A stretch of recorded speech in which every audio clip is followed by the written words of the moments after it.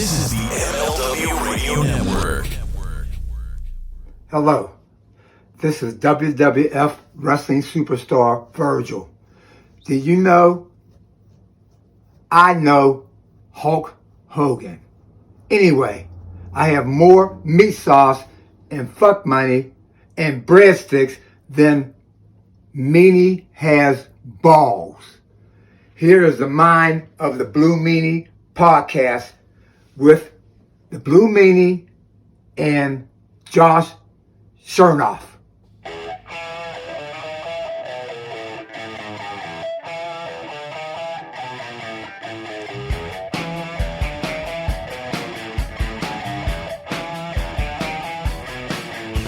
Welcome, everybody, to the Mind of the Meanie, your weekly peek into the world according to former WWE superstar and ECW original, the Blue Meanie. We'll cover wrestling, music, movies, sports, and lots of useless knowledge, all contained in the Mind of the Meanie. I am your tour guide, Josh Shernoff, and he is the Blue Meanie. Meanie, what's on your mind, man?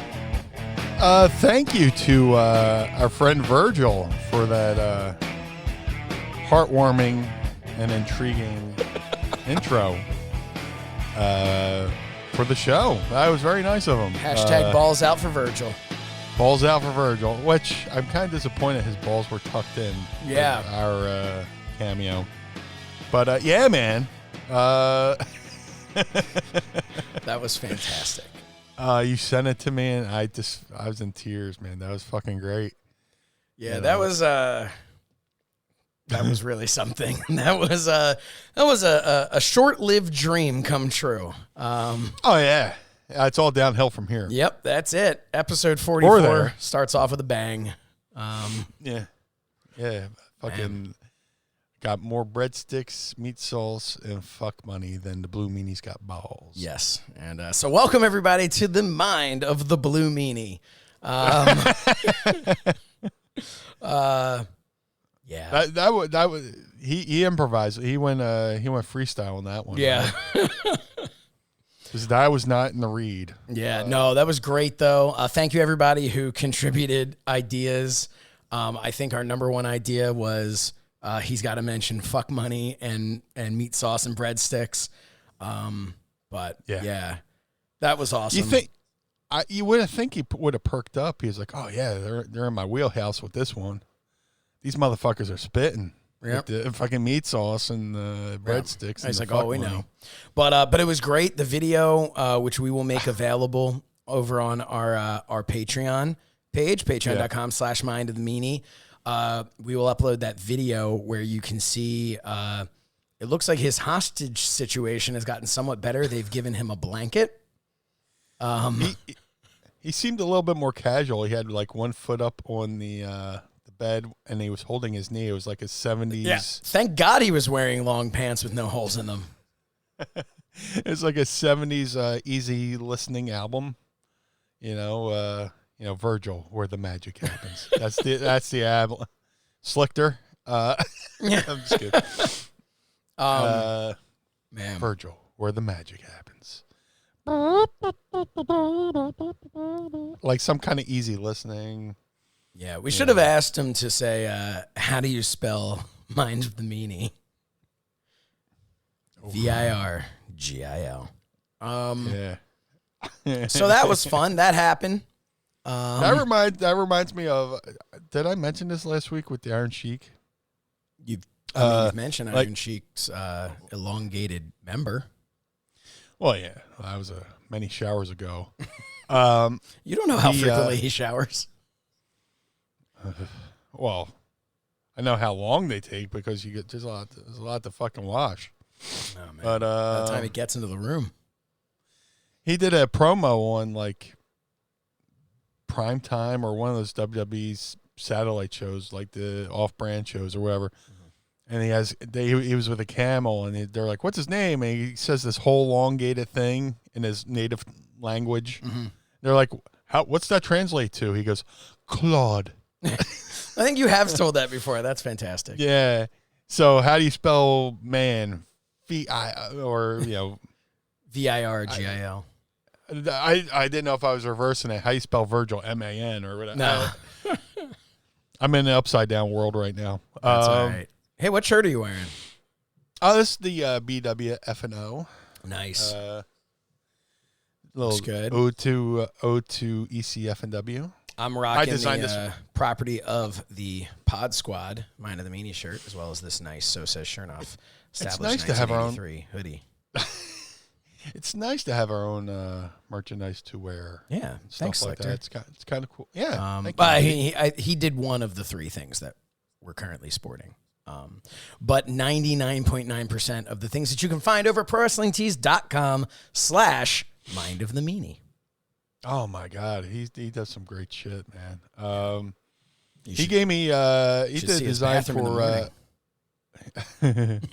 he did a really cool design for it was based off the junior hockey championship. I know I'm fucking that up. But it was based off their thing. It's a USF&A with like the ECF&W. Yeah. And he just sent that over. I was like, oh shit, cool. I threw that up on Pro Wrestling Tees. I don't want to put him over too much because he's actually watching live. Oh yeah. But no, he has a tendency to sometimes. My favorite thing is when he just sends something over and it's based on something we said but don't remember saying. Like it completely went over our head. Like it was just something, and he picked it out and was like, and was somehow able to create this magic out of it. But even if you're not going to purchase, at least go over to ProWrestlingTees.com/Mind of the Meanie and check out some of the artwork that Andy Slichter has done for us. Incredible stuff. Absolutely. Just fun to look at. And if you're a Patreon member, you get exclusive merch where you can get some of these things like canvas prints of these things and stuff. So I pop for a lot of the stuff on our Patreon store because all the things you could get. Yeah, it's just. Oh, it's just we put up stuff that's just like stupid. Like nobody needs like an extra large fleece blanket of like of outlines of our faces. But you know what? It's an option. You can get that over there. I might get the BWO fleece blanket. No, that's cool. That's very cool for the Trey Meanie Studios. But yeah. Well, now that I've got my studio in here, my office is almost finished. Before it gets fucked up again, if I can update you a little bit, because I know some of our Pod Squad members say that they're emotionally invested. So I have all my doors, and they're about mostly painted. So we've talked about how the carpet came, and it was like this green awful carpet. Well, we ordered. I found a new carpet. It's really nice, and they ordered it, and I got a call yesterday. They left a voicemail for my wife, and they're like, we've ordered this carpet, and don't worry, we got it to replace your office and the stairs and the play area. And I'm like, whoa. It was just for my office. We're not replacing the carpet or the play area. That was actually correct. So that means this is just the start of another new clusterfuck that's going to happen. But eventually they're going to replace that. We have a heater. It's actually Mr. Hughes. No, we have a heater coming in. Monday, they're installing a heater in the basement and a heater in my office. Because it is a little cold in here. It's not as cold in my office, except for the fact that it's gotten colder because on the other side of my drywall now and insulation is the outside because we're doing an addition in our house and they're like, hey, we need a place to put a crawl space, a like 30-inch by 30-inch crawl space access panel, which so now, even after I get my new carpet, even after they finish painting, even after they do everything like in the next week, I'm then going to have a couple weeks of workers coming in and out. Giving you the handshake. Yeah, a bunch of fucking workers coming in here with a little limp fish handshake. And coming in, hey brother, and climbing into my climbing into my crawl space, if you will. So they're going to be doing that to do some work for the addition we're putting on the house. One day this room's going to be finished, but we're getting there. We're really, really getting there. And I have a couch in here A couch that has come with me all around since 2002. I have a tiny little blanket that sits there. The blanket is one that I stole on my senior class trip to Disney. It was back in the day, they used to give you pillows and blankets on a plane. And I took the blanket, and I still have it. So it's sitting over there. It's a nice blue blanket. And this couch was, I had this couch for years and years. I had a little office. It was always in my office or in my house or whatever. So now it's out of storage. It's in my office here. But I should get a nice big blanket. I should get a nice Mind of the Meanie blanket to cover myself with, I guess, when I get in trouble and have to sleep in my office. I don't know what I need the blanket for, but well, at least you have an office to sleep in, Yep. She can make you sleep in a tub or something, Yeah. RJ says, there's the title, Crawling into My Crawlspace. There you go. We'll write it down as an option. That's my mental state. So that's what's going on. That's what's going on down here in my studio that I need to name. You've got the Trey Meanie studio, which is so cool. I need to name my studio. Yeah. The Shernoff. The Shernoff. I like that. I'm writing that down so I don't forget it. Fucking, dude, did I tell you I'm deathly afraid of crawl spaces and tight areas where if I see somebody crawling through a cave or just in a tight space. Oh, dude, yeah. I know freak exactly the fuck out. Even if I'm not there. I'm looking on TV, there's people who swim in underwater caves. I'm like, fuck you. Yep. I'll get fucked. Yeah, fuck you. Anytime you see any of those things where they're they're stuck, they're like, okay, we need to crawl through the vents, or we're gonna go through this thing down into this tunnel and take I'm like, nope. You ever have you used to as a kid, I would watch these thriller movies or action movies or whatever, and you'd always leave the theater being like, man, if I was in that situation, I'd fuck some shit up. I'd be, Now I look at those and I'm like I watch The Walking Dead and I'm just like, I would be dead in an instant. I have no chance of survival. The first time they're like, I guess we'll camp out here for the night. I'd be like, do we have an air mattress, or do we have what's the what's the situation as far it's I have to wipe with leaves. What the fuck? Yeah, be all of a sudden I need to use something other than my hand. What the it's ridiculous. Dude, there's this this fucking cave. I forget where it was, and my boy Donnie's going to fucking be mad because I forgot the name of the place because he turned me on to it. But there's this cave somewhere. I forget where. Crystal Cave. And no, okay. It was this cave, and you could go through, and you could crawl through all these tunnels, and this and that and the other thing. And the guy there's this one tunnel is the birth canal. It's called the birth canal or something like that. I know I'm fucking it up, but you can crawl through there, but you're literally on your stomach, just barely army crawling through it. Well, this guy, instead of making the right, he made the left into an area that had never been used, and he got fucking stuck there, upside down, in the fucking cave. And then they tried to get him out, and they couldn't get him out. And they tried to pull him up with the rope, and the rope snapped, and he slid even further. And I'm just like, oh, it's fucking nightmare fuel. So they fucking just cemented it over and closed the cave. Wait, the guy's still there. This is real? Yeah. They actually made a movie about it, too. So there was that movie, however many hours, whatever Oh, yeah.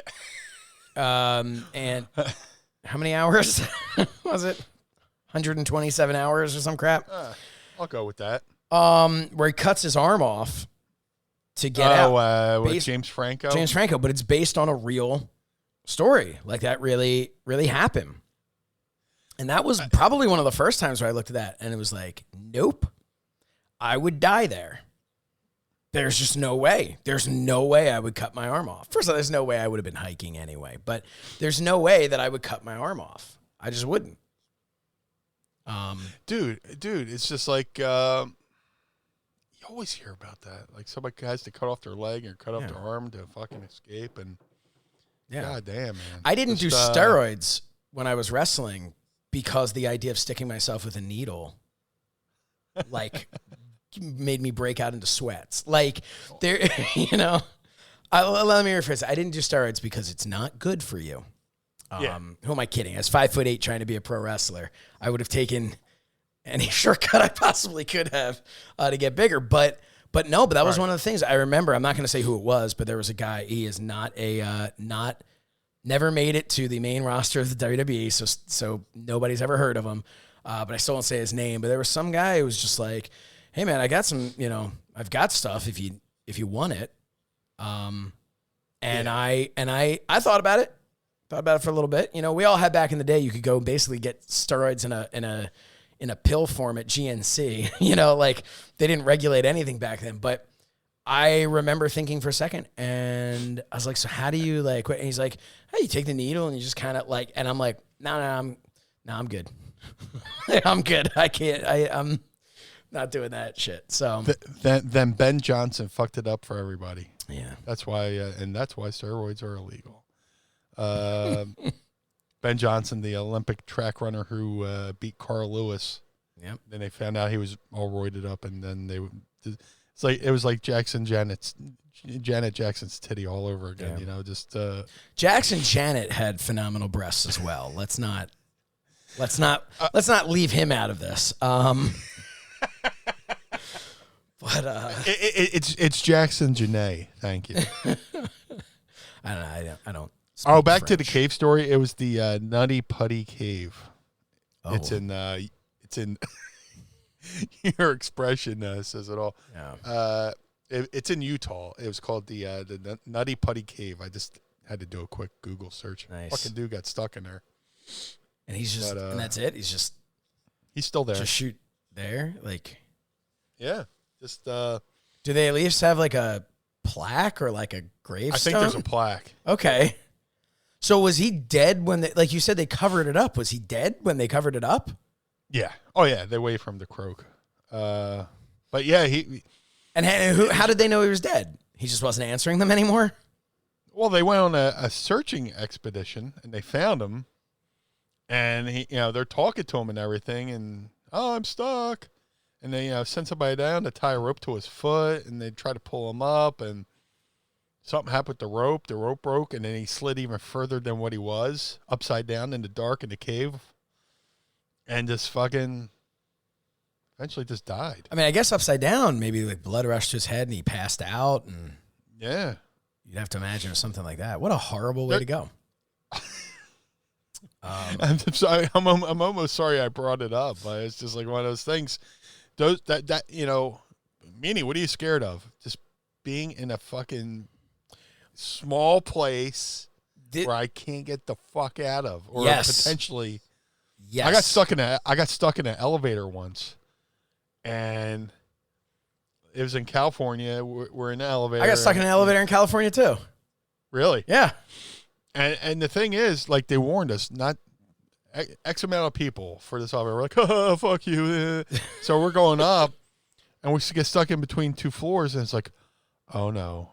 And then, like, we're in there long enough that the condensation starts forming on the fucking ceiling. Oh, jeez. And we're like, ooh. And the fire department came and all this shit, and eventually they got us out. But it's like, fuck, why can't you just let it go? If it can't bring us back up, at least let's go back down to the ground floor. But they got us out. I was, we were going downstairs to take the trash down in my apartment, my wife and I, in California. And and that's when it stopped, and we like called the people, and they're like, okay, we'll call someone, see what's going on. And we're just like fucking sitting there, and like we had to call back, and like they didn't answer, and it was like, look what the hell's going on here. So it was and it was like the way it's like you're in there with trash. Like, what are you doing? Ugh. Like, it's terrible. Usually I would be in that elevator with the hell is his name? Lived on the floor below me. He was the dude. He used to be on Saturday Night Live. He was on what was that show with like the waitresses? Two Broke Girls? Yes, Two Broke Girls. He was the guy. That one chick's from Philly. Yeah. Oh, what The, the hell cat- was his name? Cat, He's like whatever. little old black guy. Oh, he was from the early cast. Yeah. Really, I can't remember his name. I'm gonna look it up. Yeah. Oh my God. Well, this is Saturday Night Live. I piss off with. I always say this. And Garrett Morris. Garrett Morris. Garrett I say this and it always annoys Mrs. Meanie because he wasn't on the show. I go with Paul Schaefer. She's like, he wasn't on Saturday Night Live. But I was like, it just feels so good to say. Yeah. It's Saturday Night Live with Paul Schaefer. So Garrett Morris. Yeah. Yes. No, I didn't mean to cut that off. Continue. No. I just do that anytime I hear a song with saxophone.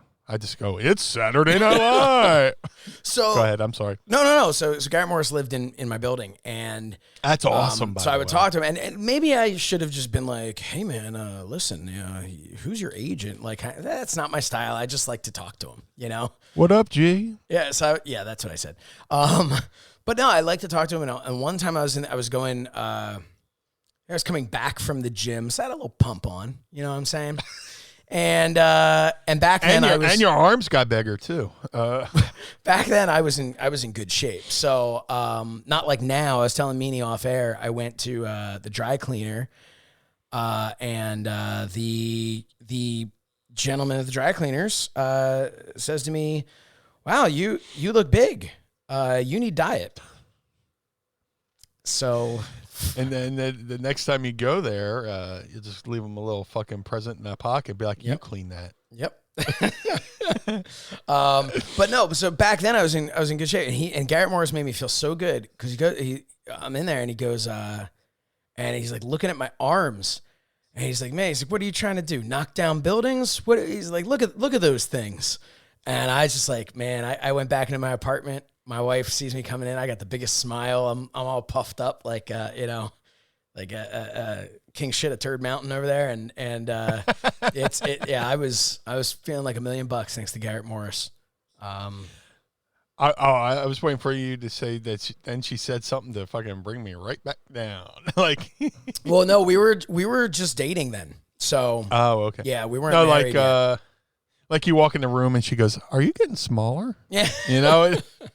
No, like, no. Everybody knows they don't start. Women don't start bringing you down. They don't start bringing you down until after you're married. So I'm kidding. I'm not kidding. But no. Mrs. Meanie and I aren't technically married, but like, if you live with your significant other in Pennsylvania for at least 7 years, it's considered common law. So we're married. Yeah. You just didn't have to spend a shit ton of money on a wedding. Yeah. Yeah. Good thing, and here's the funny thing. I remember when I got married, what I found out was, because like no one ever tells you this, like, it's like we now pronounce you husband and wife and blah, blah, blah, blah, blah. And you sign, and then even afterwards you sign the, the paper and all that stuff. Well, then somebody flips a table. Yeah. Until you file that stuff at the courthouse. Yeah. You're not legally married. So, right. Like at the end of it, I was just like, so even if you have the big fancy wedding, like people make it seem like you can have your big fancy wedding or you can just go to the courthouse and get married. Well, guess what? Even if you have the big fancy wedding, you still have to then go to the courthouse to get married. Yeah. Yeah, which was shocking to me. It's all a work. Yep. Whole thing's a work. Yeah. But hey. Women. Yeah, man. By the way, January, February, March. I knew you were missing officially. Yeah, can officially suck my dick. I hate this time of year. Man, I don't know about January or March, but I know February's putting its lipstick on right now. So February's tying its hair back. Yep. And, February's gonna suck that dick. Oh, February. you piggybacked off of my joke, but your part made me laugh harder. And that's why we are a comic duo. Yes. Dude, I hate this time of year. Yeah, it's Like bad. I love everything leading up to Christmas, the week leading up to New Year's Day. But once New Year's Day is over, fuck this time of year. It just, You see people now, we've lost, some legendary people over the last few weeks, and it's like people are like me. It's like, but I don't understand. It's not 2020 anymore. And like, it's like, well, I have some terrible news for you. once the ball drops, this everything, it all restarts. I mean, hey, there is a lot, this year feels a lot better in a lot of ways already, but yeah, there's still, it's still going to be what it's going to be. And, man, you getting your vaccine yet? I know are they allowing 65 plus yet? Or is it just frontline workers?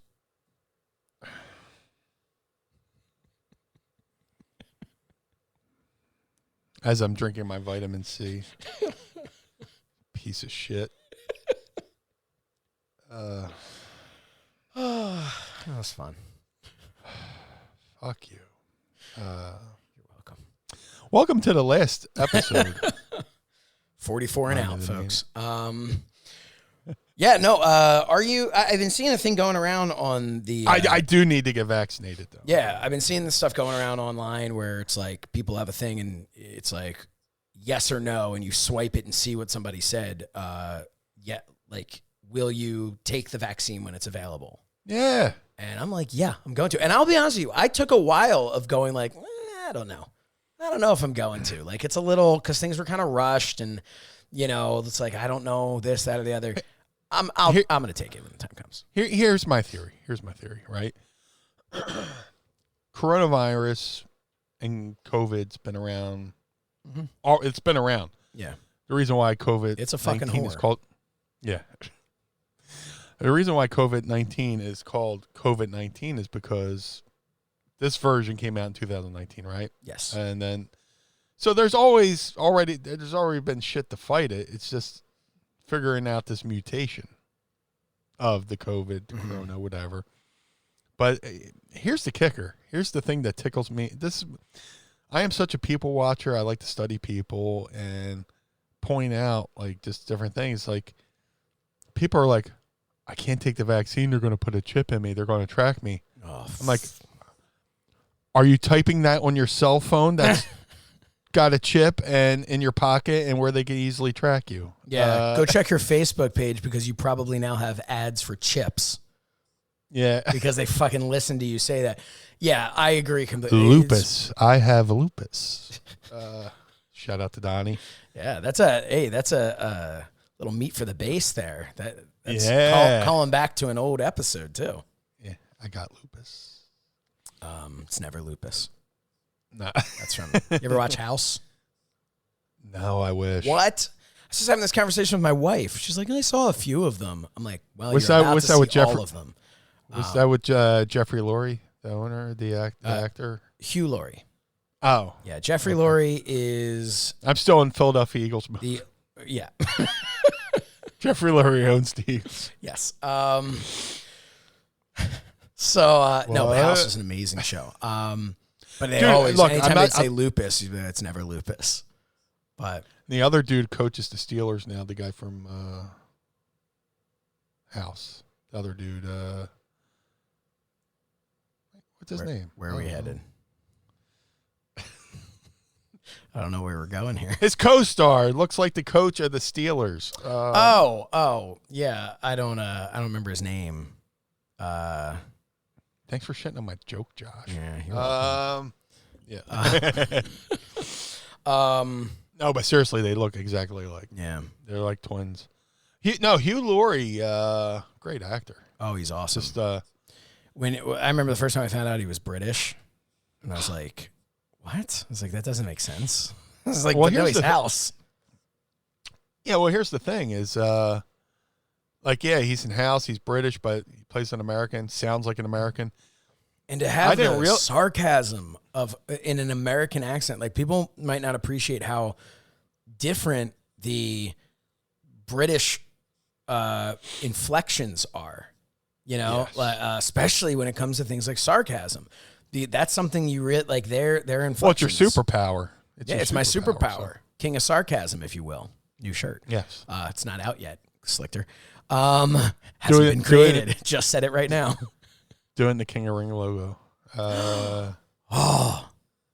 Andy, in the King of the Ring style, old school King of the Ring style, King of sarcasm. If you want to. Look at those. Meanie looks like you look like one of those GIFs. Could somebody make a GIF of this? Somebody turn that into a GIF. Because that'll be my new. Because I've been using Tom Selleck doing that. No, but it's like where the entire screen is frozen except the one. Dude, I was doing it and I was just fucking I hypnotized myself. Yeah, this is still an audio podcast. We're both over here dancing our eyebrows around a bunch of assholes. Like a couple chicks. But if somebody can make a GIF of us just going like this, or I want one of me too, but just Meanie. Just do Meanie. Just do Meanie. Well, here's the thing. Like, Hugh Laurie, British, accent British, speaks American. But he was on I didn't notice till much later. He was on a show I grew up loving. I loved when I was growing up called The Young Ones. Mm. There's there was a college game show. The episode of The Young Ones called Bambi. And they were, the kids from The Young Ones were on this, college trivia show. And Hugh Laurie was one of the people they were going against. And I was like, oh my God. It's weird that like you see him earlier in his career, earlier in your life. Mm-hmm. And then when he starts coming back around and you don't realize that's the same guy until you go back and watch the show and you go, right. Holy shit, that's Jeffrey Lurie. No. But, no. Hugh. Yeah.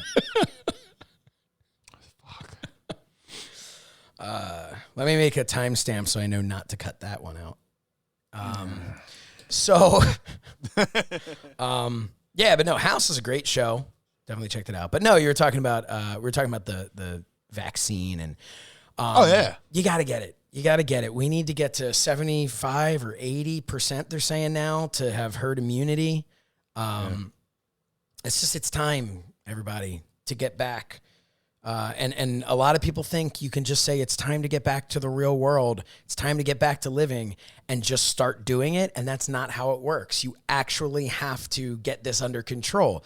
But it's time to get it under control. So when you have that opportunity, take it. Now, Meanie, are we able to get this as media personalities? Can we jump the line to Mind of the Meanie count? Because I heard it's like the third wave for media. And fourth wave for everyone else, I think. But yeah, man. Actually, you must be able to do it do you? Because of your lungs, can you count that as like a pre-existing? I could. Yeah, I could.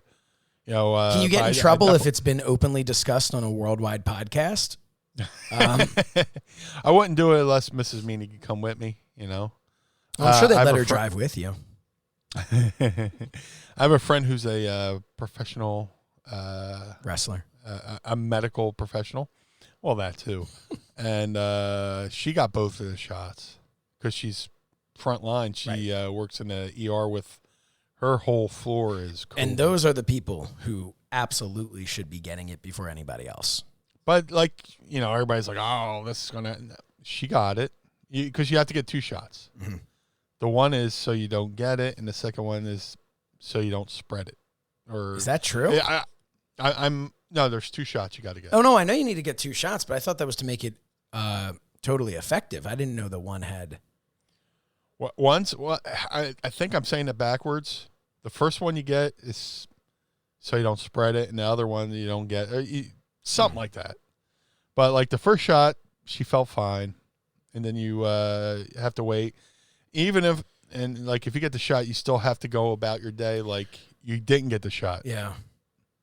You know, because for it to kick in, it says you don't get the shot and then magically it's like, ta-da! Right. You still have to go about I think it's like 2 weeks or something before it would even start. Like 2 weeks after the second shot. And the second shot, she said, was good, but like, you get a little bit of body aches, and stuff like you're like I'm a little sore, but that's about it. Yeah, and that's normal. Shot's fine. That's a normal thing. People when people feel really sick, and they a lot of times will say, "Oh, it's like it's because I have the flu," right? It's not so much because you have the flu. It's the feeling that you're feeling is actually the feeling of your body fighting the flu. Yeah. So that's the thing. When you introduce some stuff into your body, there's always that chance you're going to have that. I should point out that I'm not a medical professional or expert. But it makes the most sense. I am a professional pontificator, so I'll just say whatever feels right. But you have the presence of mind to go, look, I'm not a professional. Yeah. Where some people go, no, that's totally the way it is, cuz. No, bro. I heard it. I saw it on the YouTube, bro. Yo, cuz. I've heard so many fucking lame brain fucking theories. Interesting ideas out there for sure. But when the time comes, I'm ready to get it. Because one thing I wanted to talk to you about today was, and by one, I will say that I will get back to it in 2 seconds. But sure, I'll hear somebody's theory and they'll tell me everything they think about the coronavirus, and I go, "So you're the sperm that won." You're the one that won the race and shot out 9 months later. In the land of the blind, one-eyed man is king, Yes, dear. Go ahead. So WWE. Been there. Company. Been there, done that. WWE has announced that they plan to have fans at Wrestlemania, both nights of Wrestlemania. And the rumor going around is that we're looking upwards of, originally it was said 25,000, now they're saying 30,000 per day.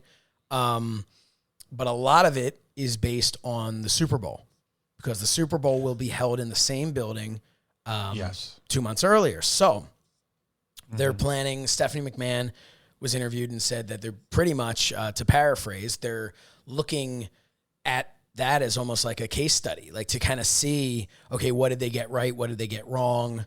Right. So I think that's really interesting. Friend of a show, Dave Meltzer, has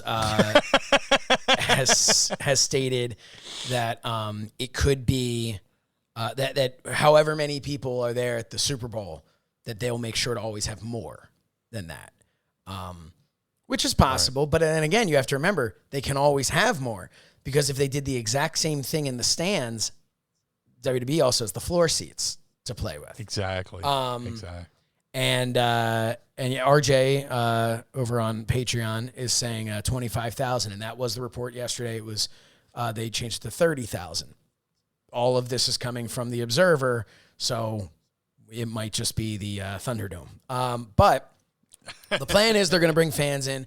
There's also this talk. I know the Super Bowl's having talk of so people will be in these pods of 4 to 6 people, and then there'll be nobody in 3 seats around them, 3 seats next to them, and then the row in front and the row behind. And then they even talked about having a buffer where it's going to be vaccinated people, like frontline workers and stuff, vaccinated people for the Super Bowl, right? For the Super Bowl will then be next. So there's this extra buffer of vaccinated people. But I think it's really, really interesting. I am planning on doing some form of WrestleMania reporting type deal for Fight. That's what I started with them 2 years ago, was WrestleCon. And obviously last year, it's incredible to believe that was a year ago. I had, they had sent me my plane tickets, my hotel reservations. Yeah. And then it was the week before, it was just nope, we're not doing it. So I'm planning on doing stuff right here from the comfort of the Shernoff. And how about Shernoff Studio? There you go, because it's an office/studio. The Shernoff Studio. I that's going to be the extra. That's going to be the little extra thing at the end of the show. Yeah. Shernoff. So I love that Shernoff. So I'm gonna do stuff remotely because we're still, I was talking with Fight, and we're still just kind of like, all right, we'll let everyone else kind of be the guinea pigs here. But what are your thoughts on this? And the big question is, they went from completely empty, which was horrible, great decision, but horrible to watch on TV, to the Thunderdome, which doesn't even come close to having a real audience, but is light years ahead of the empty building. So, great idea. Yeah, whoever came up with that is a genius. But so my question to you, Meanie, is: yes, they're bringing people back for Mania. What happens the next night on Raw? Are we back to the Thunderdome? Or are we doing what we did at Mania, but if it's 30,000 for Mania, it's 5,000 for Raw? Like, what are we getting back to? Because can you go from finally we've returned to having live fans here reacting, and now let's tune into Raw and SmackDown and we're back to the Thunderdome? Because I don't think you can go backwards. I think the only reason the Thunderdome works is because it came after nothing, came after the emptiness. Yeah. It's just a matter of, if you want to go full bore, why not just have Raw the third night at at the Tampa Stadium, where Wrestlemania is, and just have a little bit of a set change, and a little bit more condensed, where you can still have fans in the building. The way they're doing it, because you're talking about that, I was like, yeah, man, they're having the Super Bowl there. Mm-hmm. They're doing the pods, the buffering, the vaccinated people, and I think they're giving free ticket. I think the NFL's giving free tickets to frontline workers. Yes, as a thank you, which is awesome. And I hopefully think that's maybe WWE. I think WWE should file suit, with that kind gesture. How do you go from having an audience to not having an audience? Right. But unless somehow they can figure out a configuration to do something similar in the real Thunderdome. So here's the thing. They've got the Thunderdome, right? You're saying the real Thunderdome, because the Thunderdome is currently in a building that used to be called the Thunderdome. So the Thunderdome as it is now looks identical to what it was when it was in the arena, but it's actually in an open stadium, in a dome stadium. Yeah. So could you open that up a little bit, widen it? Pretty much what you're saying with the, I can't remember that, we'll call it James Franco Stadium. But what is it? The Raymond James, what is it called? Whatever. After last year, I just completely forgot it. Because I thought we were going to Hollywood this year, but we're going to Hollywood, dog. In a couple of years.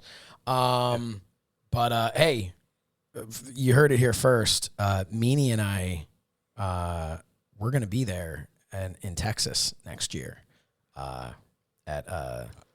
plan on it at WrestleCon. Yeah. We've spoken to nobody about it, including each other. But yeah. It's gonna be like every indie show I've worked. I'm just gonna show up. Yep, show up with your bag. That's what we're not even gonna book a table at WrestleCon. We're gonna show up with our own table. We're just gonna Virgil it. Yep. See us walking through the lobby with we're here. We're the Mind of the Blue Meanie podcast. We're gonna be like WCW Public Enemy, where they walk out with the table and just. Just fucking waving it. Oh, it's amazing. Nothing to see here, and we just start setting up shop. That's awesome.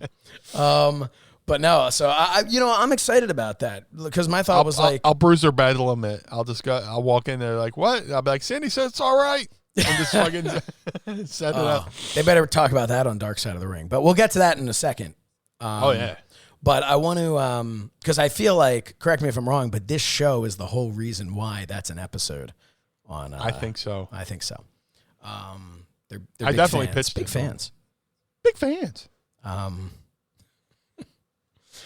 But yeah, so what were we talking about? Yeah, WrestleMania. The Thunderdome. The Thunderdome. Yeah, so they could do that. They could transform that. But again, they could do an arena. Like, here's the thing. If the Hey, here's the kicker of the Thunderdome. Mm-hmm. It's a stadium, but it's enclosed. So I don't know. Yeah. If now when AEW does their show, is that's an amphitheater, right? so it's partially open. Yeah.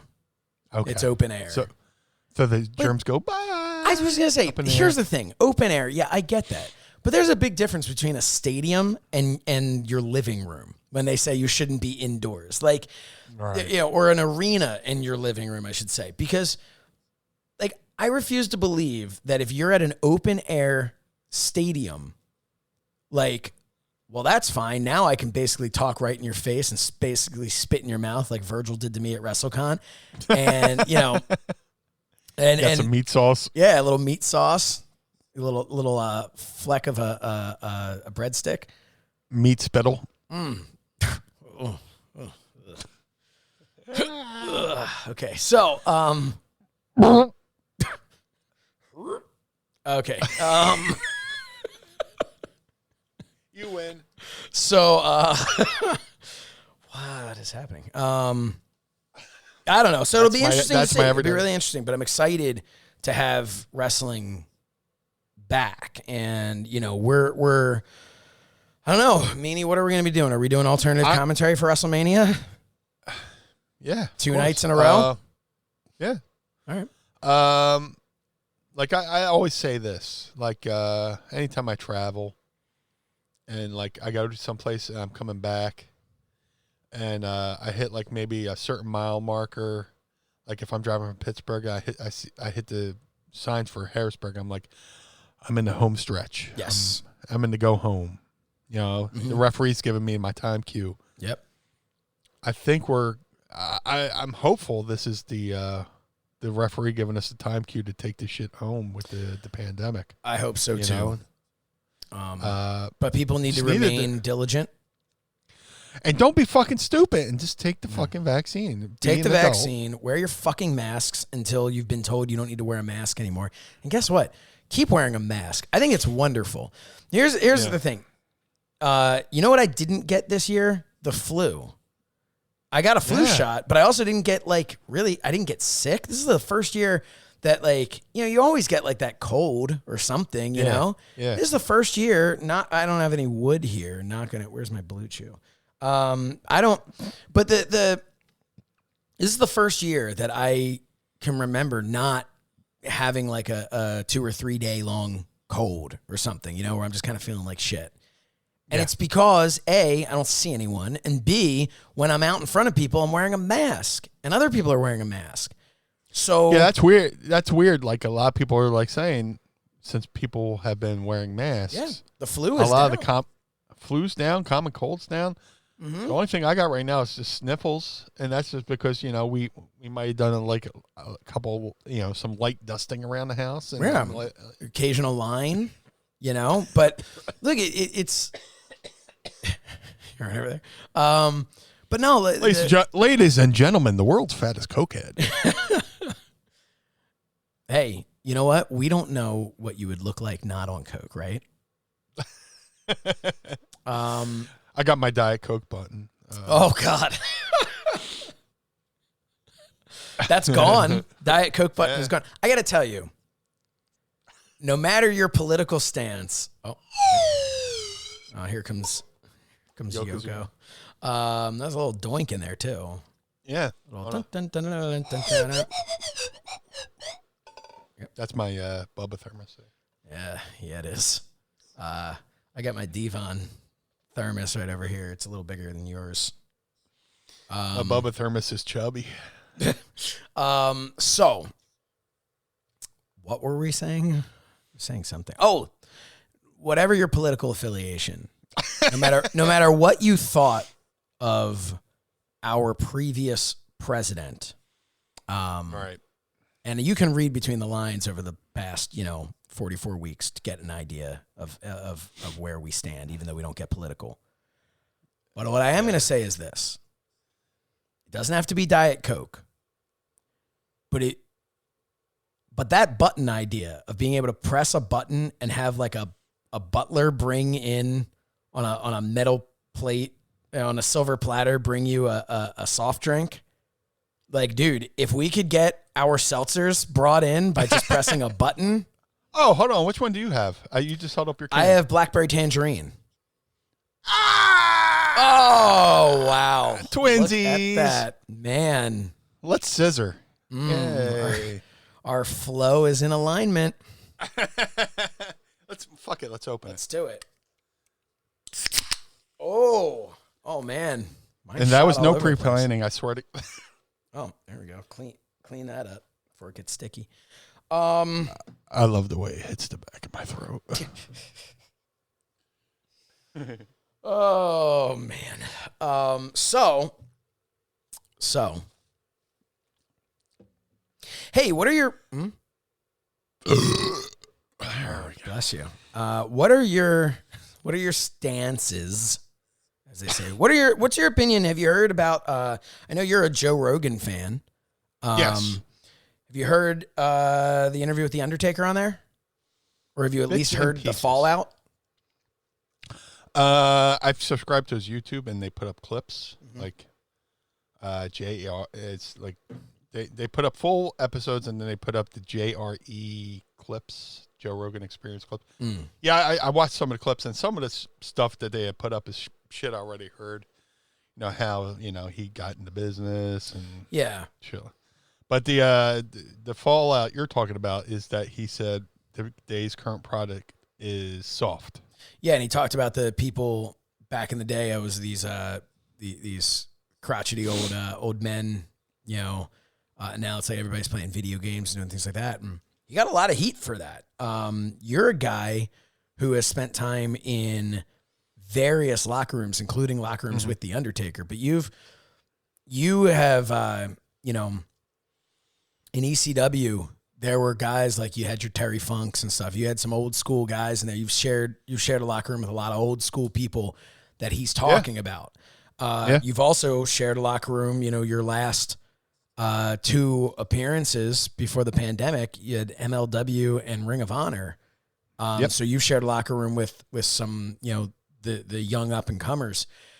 Where do you land on that? Do you disagree with his stance on it? Do you think it's kind of being taken out of context a little bit?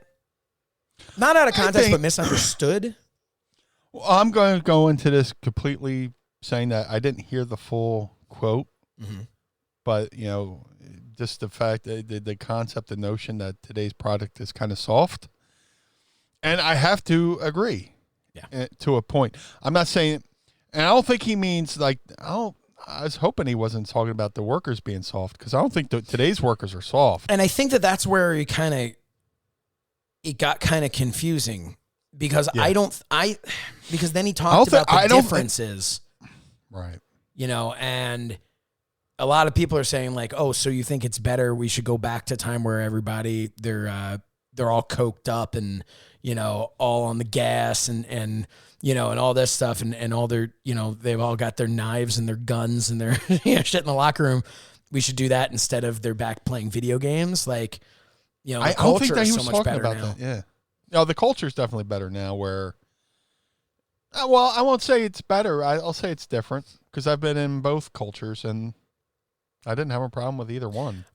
I think, and correct me if I'm wrong, because you spent the time there, but like with the cultures being different, while I think objectively you could look at it and say it is better to have a bunch of people who feel like we've got this nice family atmosphere. We're all together. We're all working together here. We play our video games. We hang out. We have fun.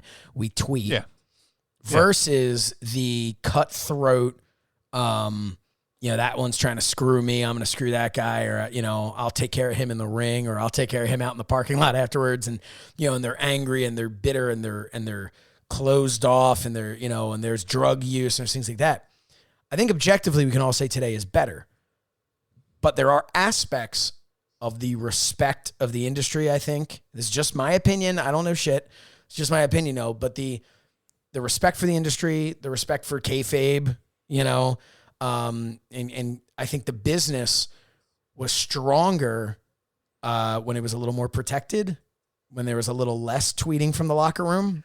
But that's, again, just my opinion, my uneducated opinion. What do you think? Look, I was in ECW, and a year and a half into my career as an ECW, so it was very influential to my upbringing. Like I'm very fortunate. I was trained by Al Snow. I got to work around Denny Cass, Irish Mickey Doyle, Dan DeBeast Severn. I got to help work out with Dan for his first UFC. I got to do a lot of cool shit before I even went to ECW. And then I went to ECW, and I'm in the locker room, like you said, Terry Funk, Sabu, who is a descendant of the Sheik, and is very much in the line of Sheik, where he kept up the kayfabe. He didn't talk. He didn't do promos. He basically didn't. One of his main beefs in WWE is they want him to do promos, and he didn't want to do promos. Because he kept the character. And then the culture was a little bit different. I mean, I was in the locker room with guys who did coke, who smoked pot, who did pills, but they did it in a way that didn't affect me negatively. So I really didn't give a shit. I don't give a shit what anybody does. Do your pills, do your coke, smoke your weed, do your steroids. Just don't fucking steal from me. Don't, kill somebody. Don't beat somebody up. As long as you can handle your shit, I'm fine. As long as you got your shit together. It's when, people don't have their shit together. It's when I have a fucking problem, Sure. Okay, don't root through my bag, that kind of shit, And I've been today's culture. Like the MLW, like you said, my last two shows were MLW, Ring of Honor. And, without going into details, the whole world of politicking certainly hasn't gone away. People, trying to fuck people over and stuff like that. Sure. I'm not going into details, but I know stories, where in some locker rooms in today's culture, I'm not going to even name, promotions, but I know people who will, fuck you in a heartbeat to, take your spot. Right. So that really hasn't gone away. No, but you're going to find that in any business, any job, anywhere. Oh, yeah. I mean, there's people who's, two people, their job are to mop floors. And one guy looks at it and says, I bumped this guy out. I can get a couple extra hours, make a little extra money. Like, hey, this is, and that's not to degrade anybody who mops floors. But you know what I'm saying from a, I'm going to say, I'm going to say, I'm going to go through every promotion that exists today. A lot of the politicking and a lot of the quote unquote backstab still exists, and there's still, the buddy system where buddy gets buddy old job and buddy looks out for buddy. Yeah. That's never going to go away because it's a business. It better not. One of my buddies is WWE World Champion. I'm just waiting to cash that in. Yeah. I'm kidding. I know. Already cashed it. No. But with that saying, in my understanding, Undertaker was saying the product is soft, not the wrestlers. Right. You know what I'm saying? I think it was two statements that ended up getting married together. Yeah. A statement about the changes in the locker room and a statement about the product. And I think it kind of didn't come out right. Right. It was like that game of telephone, Yeah. You tell somebody one thing, he tells the other person, and then by the time it gets reported, it's you can't deny. I mean, there are people. Some of the people in the ring today are some of the most hard hitting, wrestlers there ever was. Like you can't, incredible athletes. The business has changed, and when Harley Race first started wrestling, Luthez, the great Luthez, NWA World Champion, thought that Harley Race was a spot monkey. Yeah. In the same way that like a Jim Cornette thinks, hates, some certain things of today's product. And, you know, Jim Cornette's not entirely wrong. It's just, I think more people have a issue with his presentation of his opinion. But his opinion's not wrong in certain aspects. Because he hates certain things that I like. Mm-hmm. And I like, you know, he likes certain things I like. He hates certain things I like. You know, he hates ECW. I was in ECW. But I still respect his opinion. Right. You know? Sometimes I think, you know, and like I've said in the past, I've, you know, any interaction I've ever had with Jim Cornette has been professional. He's been super kind to me. I don't agree with everything he says. But I also think sometimes some of his critiques, when you go back and watch his own stuff, some of his critiques can be somewhat hypocritical. You can see him say, oh, they did this, they did that. That killed the business. And then you go back and you watch him do something and you go, well, what did you do? What did you just do there? So, you know, and that's going to happen. And we're all, you know, look, nobody's perfect. That's in every line of business. Do as I say, not as I do, or did. Yeah. You know, my dad used to always say that, do as I say, not as I do. Yeah. And, you know, it's like, you know, learn from my mistakes. Yep. I learned it from watching you, Dad. Well, you know, but where was I? Oh, I think in a lot of ways the product does suffer today.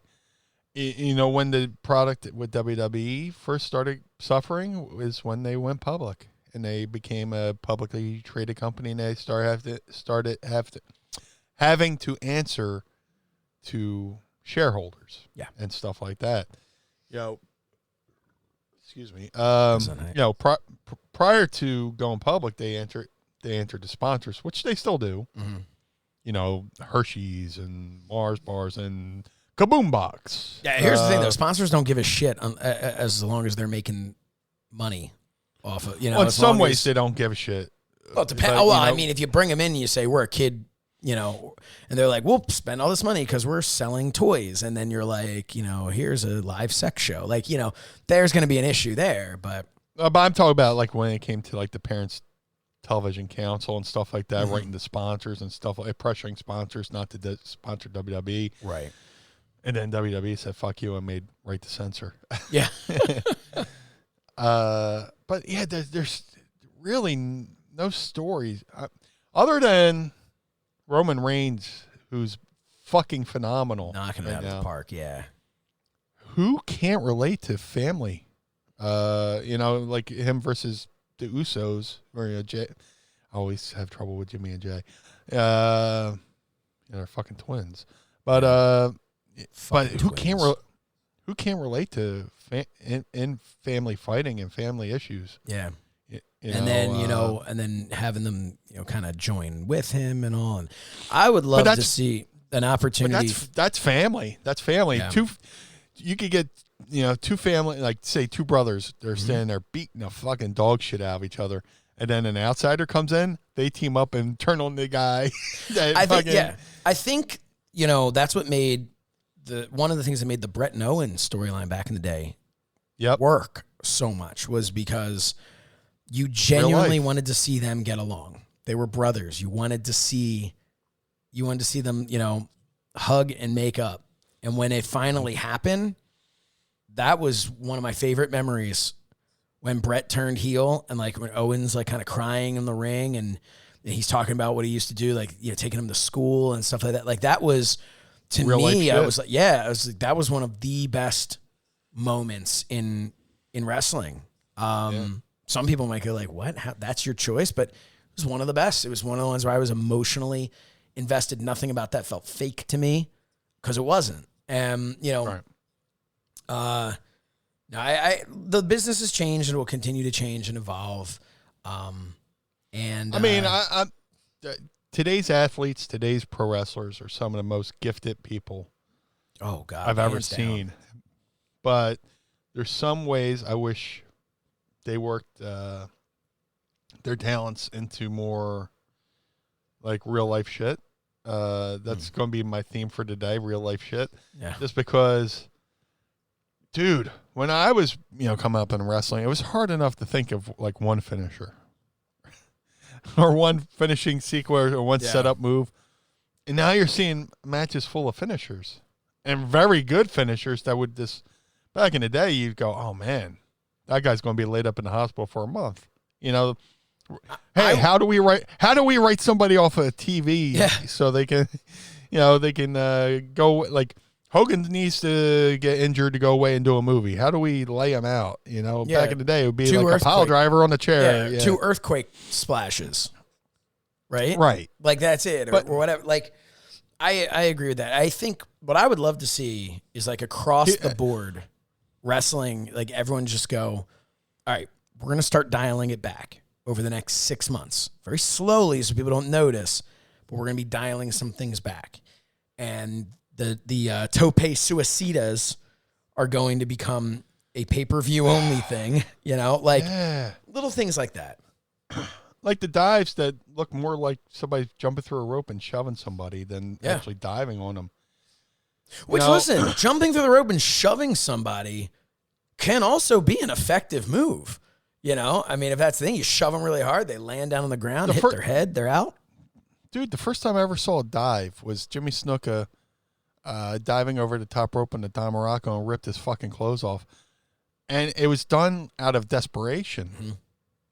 Like, the dive was done out of desperation, like, last-ditch effort, fuck you, motherfucker, kind of thing. Yeah. Now it's just like, here's a dive. Yeah, I hate the, I don't know, there are some things that, look, I'm a big... and I'm not shitting on the business. I just wish people... Here it is. I wish people would protect their shit. Yeah. Protect their own shit. Yeah, that's it. Yeah. Just because you can do it doesn't mean you should. And I also think that... Keep some things in the back pocket for future reference. I also think the commentators, that it falls to them. And I honestly believe AEW does this better than WWE. And I think it's because they're not being produced and being told exactly what to say. But I think a good commentator can convince you that what you saw made sense. They can convince you that. Shout out to Jim Ross, because sometimes he'll call shit out live on the air and goes, I don't know why they're doing. Yeah. I think in some ways, I mean, it's love. As much as I love hearing Jim Ross on the microphone, I wish he was backstage producing. I wish I was there producing it, just going, hey guys, just where do you go from there? Yeah, just because you can. And that's everything people said. That's the thing everybody said about ECW, Oh, yeah, you use thumbtacks. Where do you go from there? Light somebody on fire? Oh, okay, we'll do flaming thumbtacks, Yeah. With Balls Mahoney and the Dudleys. But, just protect your shit, man. I'm not saying, I will never criticize the athleticism and the ability of these workers today. But storyline-wise, it's kind of weak. Yeah. In WWE, I actually think AEW storylines are great. I think WWE, save for one or two, like I feel like WWE is heavily focused on like Roman Reigns, right? Roman Reigns is great. Kevin Owens is awesome. Listen, the talent they're both is awesome. great, but it's. I think the storylines they'll like focus on their main storyline. I think a lot of other things just kind of get lost.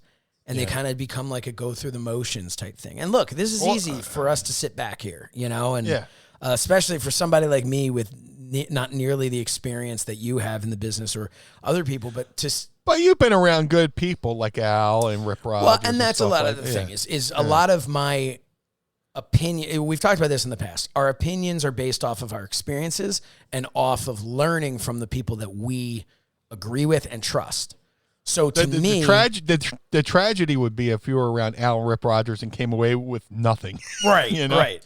I mean, that's the thing. For me, you could easily, if you don't agree with Al Snow's philosophy on wrestling, there's a very strong chance you're not going to agree with my philosophy on wrestling, because Al he converted my mindset on a lot of things. There were a lot of things that to me I was like, that I agree, that totally makes sense.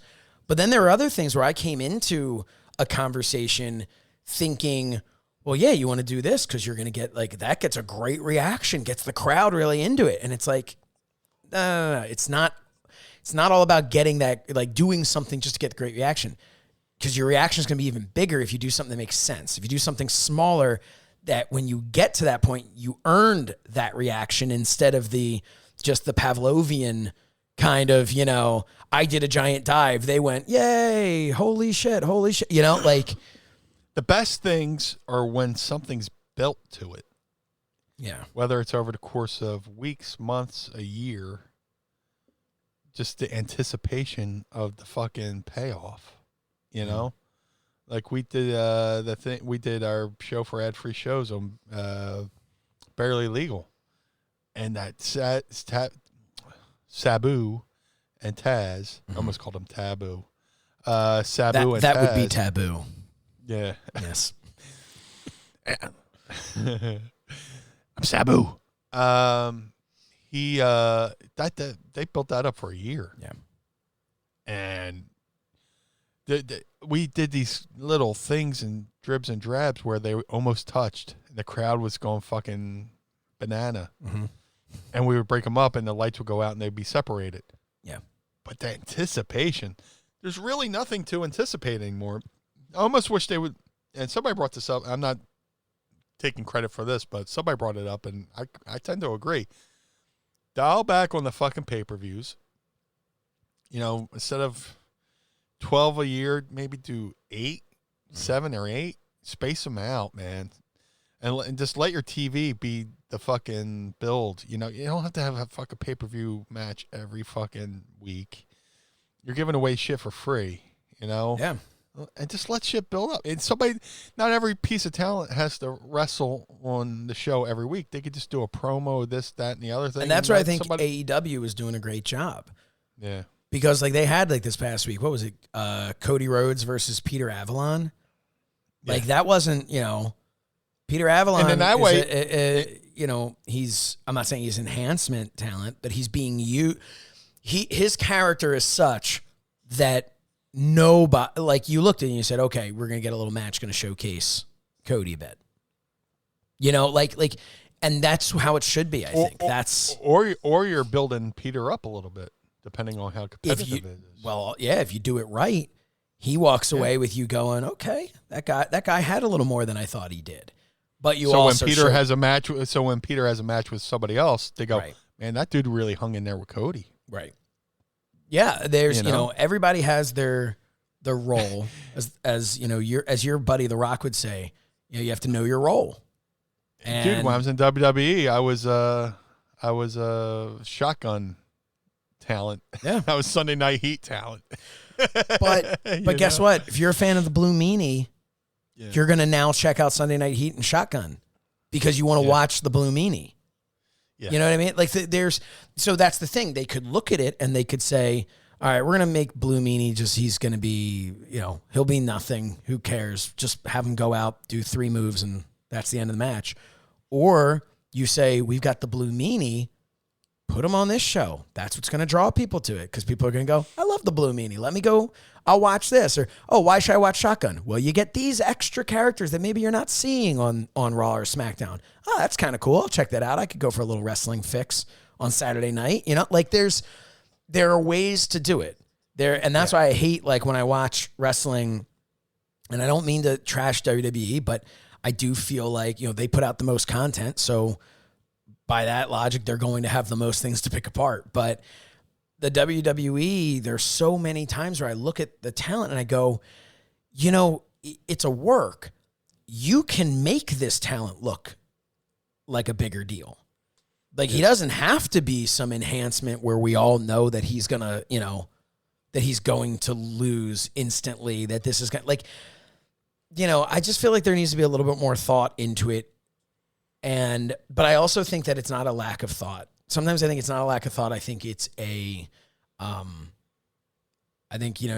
playing to one audience. And I also think that when things get changed as many times as we hear they do, 30 minutes leading up to going live on a show, well, sometimes you're going to go, okay, he needs us to change how many different things? Okay, well, fuck it. Just have this guy wrestle this guy and lose. And put your focus. Let's talk about this. And I think that happens sometimes where they go, it's fine. Just put them over this guy and just do a match, And again, I'm talking directly out of my anus, but I'm not, I can't say for sure, but it's what it feels like, And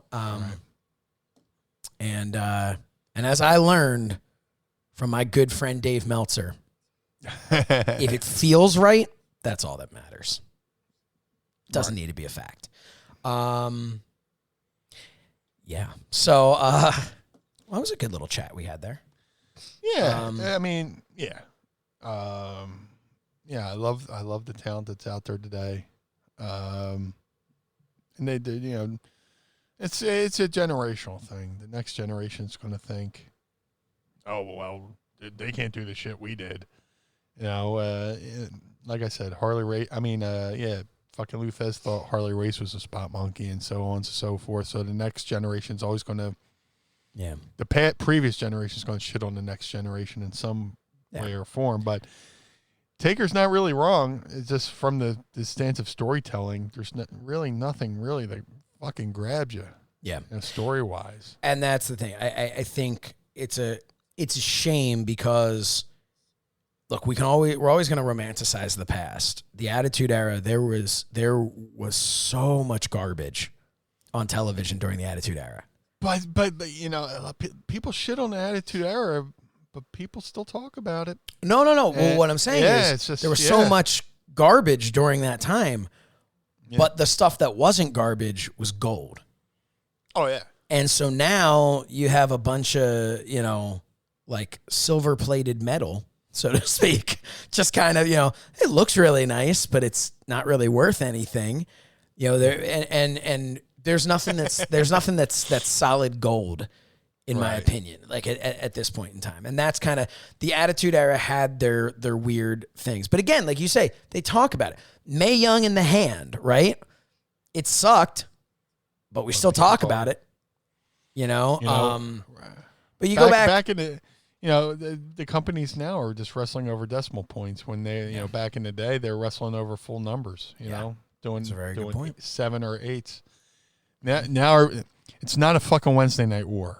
Okay. They're fighting over decimal points. It's not really a war. No, it's a tussle, not a war. And we've talked about this before too. I don't ever remember, argue. Now, here's a big thing. We didn't argue online back in the day. So, everybody's got their fake balls online. But we didn't. Speak for yourself. I was quite the warrior on AOL message board. All right. Well, there you go. I wasn't old enough to, have my own AOL account. But I still had the CDs, think of all that free internet when it was fucking discs, man. You gotta plug that shit in. Well, not plug in. I guess it's a CD. So you gotta slowly. What's the opposite of eject? Insert. There we go. You gotta slowly insert that CD. Now, no, but back in the day, like you watched Nitro or you watched Raw, like you either liked it or you didn't like it, and like I never feuded with people over it. And like you said, like I know people were on the message boards and things like that. I was never a message board guy. But I don't know. It's just, to me, just enjoy it. I don't, there's definitely wrestling out there I just don't watch because I don't really care to watch it. Shit, ECW had a fucking convention for CyberSlam. Yep. Yeah. Excuse me. It's getting comfy over here. Put your pants back on. Yeah, that was a magical time back. Magical time back then. Yeah. The infancy of the internet. I had there was the AOL Grandstand message board, and then like they would give different guys like their own page. So I had like the Blue Meanie page, and then like I will say the pioneers were like myself, Matt Hardy, DDP, Mark Merrow, or like the guys, like the first guys there. I wasn't Stevie, but like I don't think he really interacted. He was on the internet, but he didn't really interact with it like the way myself, Matt Hardy, DDP, and Mark Merrow like interacted with people on the message boards and stuff like that. You know? Yeah. Yeah, Kind of cool to see that way. See the way it's evolved to the way it is now. It's really cool. I think everything in life builds and builds and goes too far and then has to get pulled back in. Yep. And that's fine. But I think we've reached a point in wrestling. We've reached a point in social media. Things need to start coming back a little bit. Let's all calm down. Just because you can, like, okay, Mind of the Meanie. We've got Twitter, Facebook, Instagram. What's that other one? That's attached to our Patreon. Discord. Yes. Which I don't even really understand what it is. Discord reminds me of the old, there's a thing back in the day called IRC, Internet Relay Chat. And it reminds me a lot of that. Yeah, I mean, and it's fun. It's great. It's another way to just kind of chat. It's like a little chat room type thing, you know. And it's a lot. It's very cool. It's a lot of fun to do. But, you know, there's a million other things. Like some people are like, oh, when are you guys going to get a Twitch? And I'm like, I don't know. And I drink too much coffee. I don't like there's, I don't know what this, there are so many, different social media platforms that you can be a part of. And for the people who are a part of it and have made a ton of money, have gotten a great following, you know, more power to you. But like, I know my brain doesn't, I'm still, you know, a kid of the 80s and 90s. My brain doesn't work that way. I can't figure, you know, I can't figure out how to, I would rather us only have a few social media accounts that we can put most of our efforts towards. Then it's totally spread thin. But hey, some people do it. I just, social media, there's just, I think eventually what you're going to find is what you've already kind of found. Like I know Facebook owns Instagram now. Like you're going to find them all get kind of gobbled up by just a couple of companies. And then they'll all kind of merge into one thing. And I don't know. But hey, you know what? What? I'm on Cameo. Hey! Speaking of social type things, thanks to a great friend of mine giving me the hookup, I am now on Cameo, cameo.com/so says Shernoff. If you need me to profess your love to someone, break up with someone, wish someone a happy birthday, wish them a happy retirement, wish them luck on their first day of school. These are all things I'm willing to do. And I will keep my balls in my pants. So that's going to happen. So cameo.com/so says Shernoff. Thank you to Meanie for kind of breaking news. Very nice. Yeah. Thank you, Meanie. Meanie kind of helped me out a little bit. Gave me the old I was rub. sitting there. I just went, oh, this is what you can do. Yeah. And so, you did it. Yeah. So, and then they were just like, oh yeah, okay, welcome to Cameo. And I'm like, all right, well, thank you. It's great to be here. So yeah, really excited about that. That's cool. Just another way to interact with people after I was just shitting on social media, but another way to interact with people. Yeah. So definitely check that out. Meanie, of course, is at Blue Meanie. BWO on Cameo. I'll never remember it. I'll never remember which one you're. Right. You're at Blue Meanie BWO on everything except for Pro Wrestling Tees. It's prowrestlingtees.com/Blue Meanie. Correct? Yeah. Okay. Yes.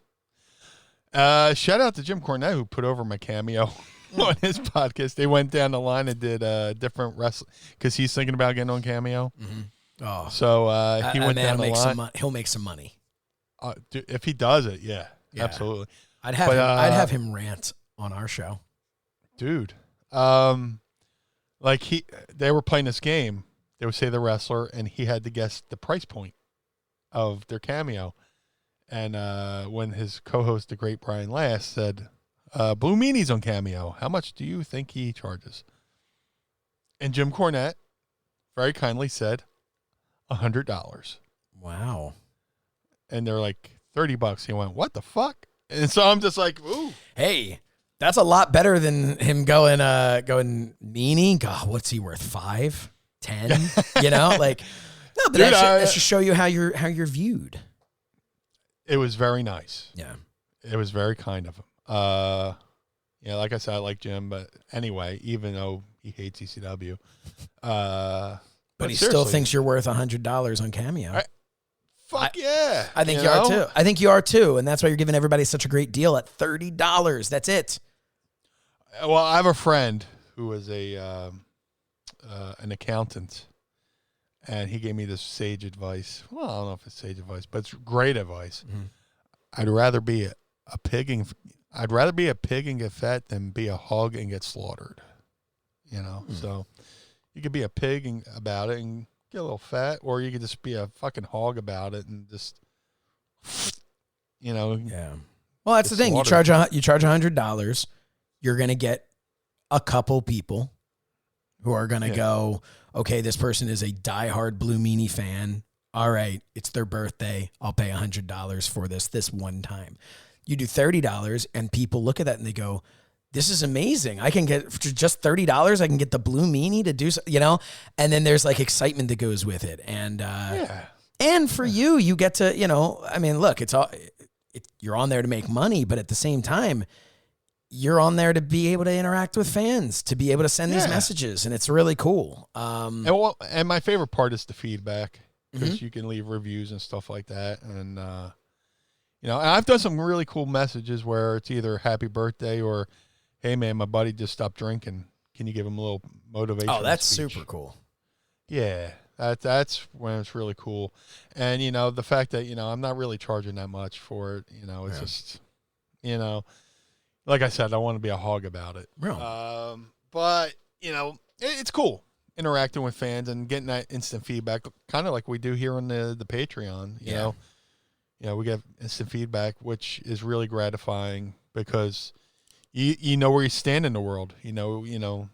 Nobody's interacting with you. You're like, man, am I a dick? Or, just like, but the fact that we get such a lot of cool feedback, interaction. We're always blown away by how many people log on. We're doing this right now. It's 20 after 12 on Saturday, and we've got people here just enjoying this live, and it just blows us away every single week that people define enjoying. What? Define enjoying. Yes. Well, they're here. They're here suffering through us. But it's great. I mean, it's so cool. And with the Patreon, I know we put Patreon over a lot because, Patreon is a lot of fun. We get to, before we go live on the air, we get to interact. And when we get off the air, we interact too with the people who are on Patreon. So they always get a little bonus that you don't hear on the pod. And they're watching us too, so they get to see things like us raising our eyebrows and stuff. That you guys only get to hear the silence that goes along with it, or the gentle flutter. But you know what? Even if you're not on Patreon, there's a great way for you to be able to interact with us. And that is when you ask Meanie, what do you think? Do you think it's time? It feels perfect. All right, then let's... Why don't we ask Meanie? Deal? Deal. It's time to ask Meanie anything. Ask me something. All right. Here we are. Fucking skipping stones across a pond on that one. Oh, man. I have to give you a new one, man. I got to work up one. I got to load up the musket. Yeah, you really do. We need something new. Some new. Man, those farts are stale. Nothing worse than a stale fart. I mean, there's worse, and I'm pretty sure you've delivered it. Hey, here's a great one. This one comes to us on Twitter from @TreyFabe.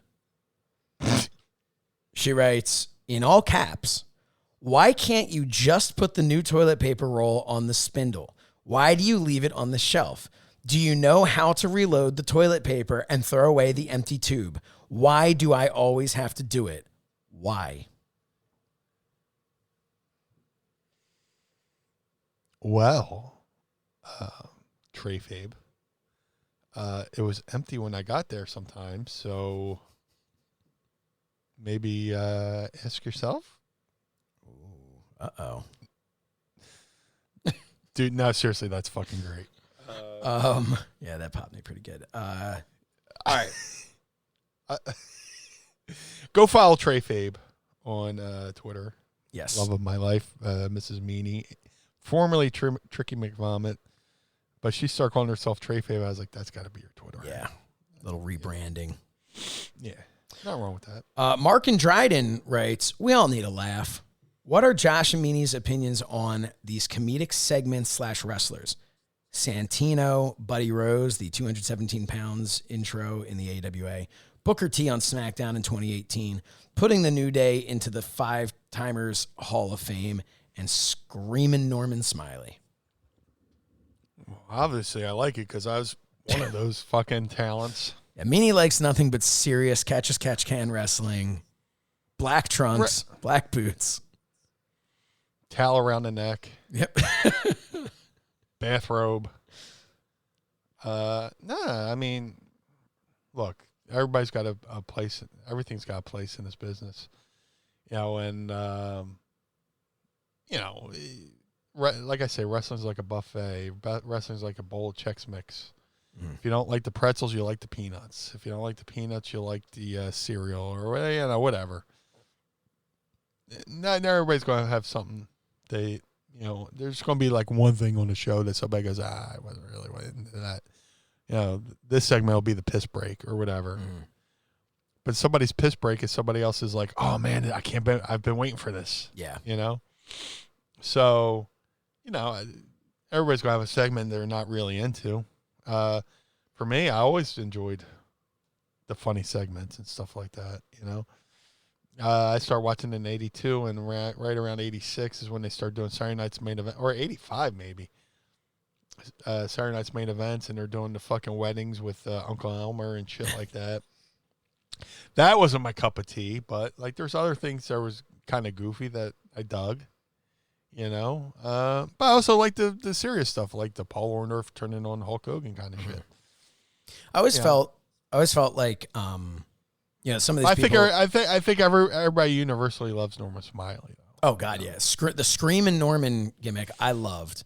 What did he do? The Big Wiggle.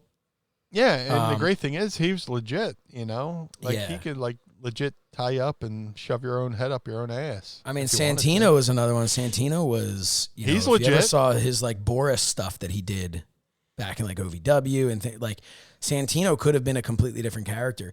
One thing with Santino, I always wanted to see him break away from the comedy. It was the same way with Eugene. I always wanted to see, because I knew how damn good Nick Dinsmore was. Yeah. And there was one time that I thought they were going to do it, is when he came out during the ECW, I guess it was the second One Night Stand.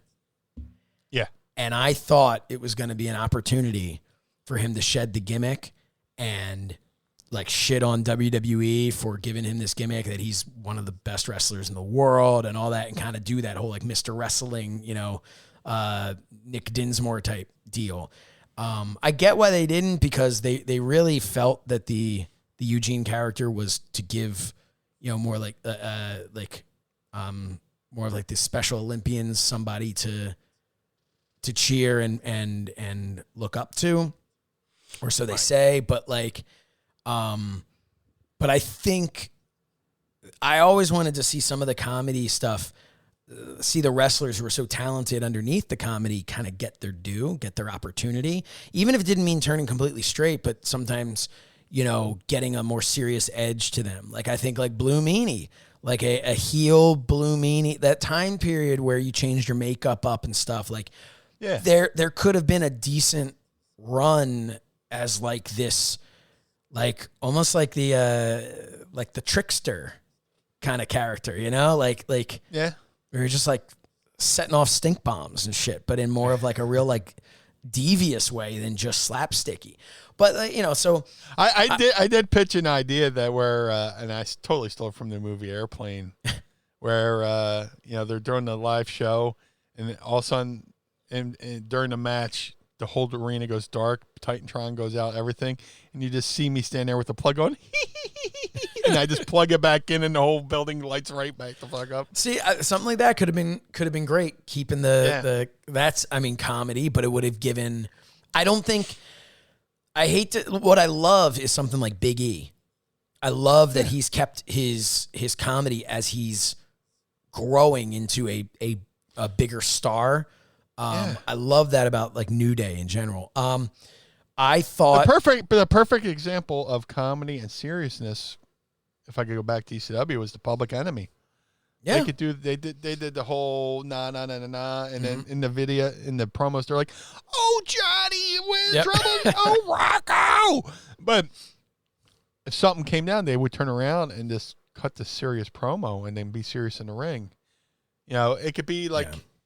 Well, the Blue Meanie character, my whole goal with the Blue Meanie character is I come out, I'm happy, fun-loving, all that good stuff.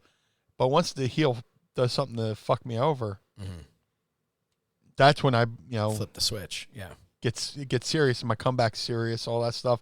And then if I happen to win, I go back to the celebration.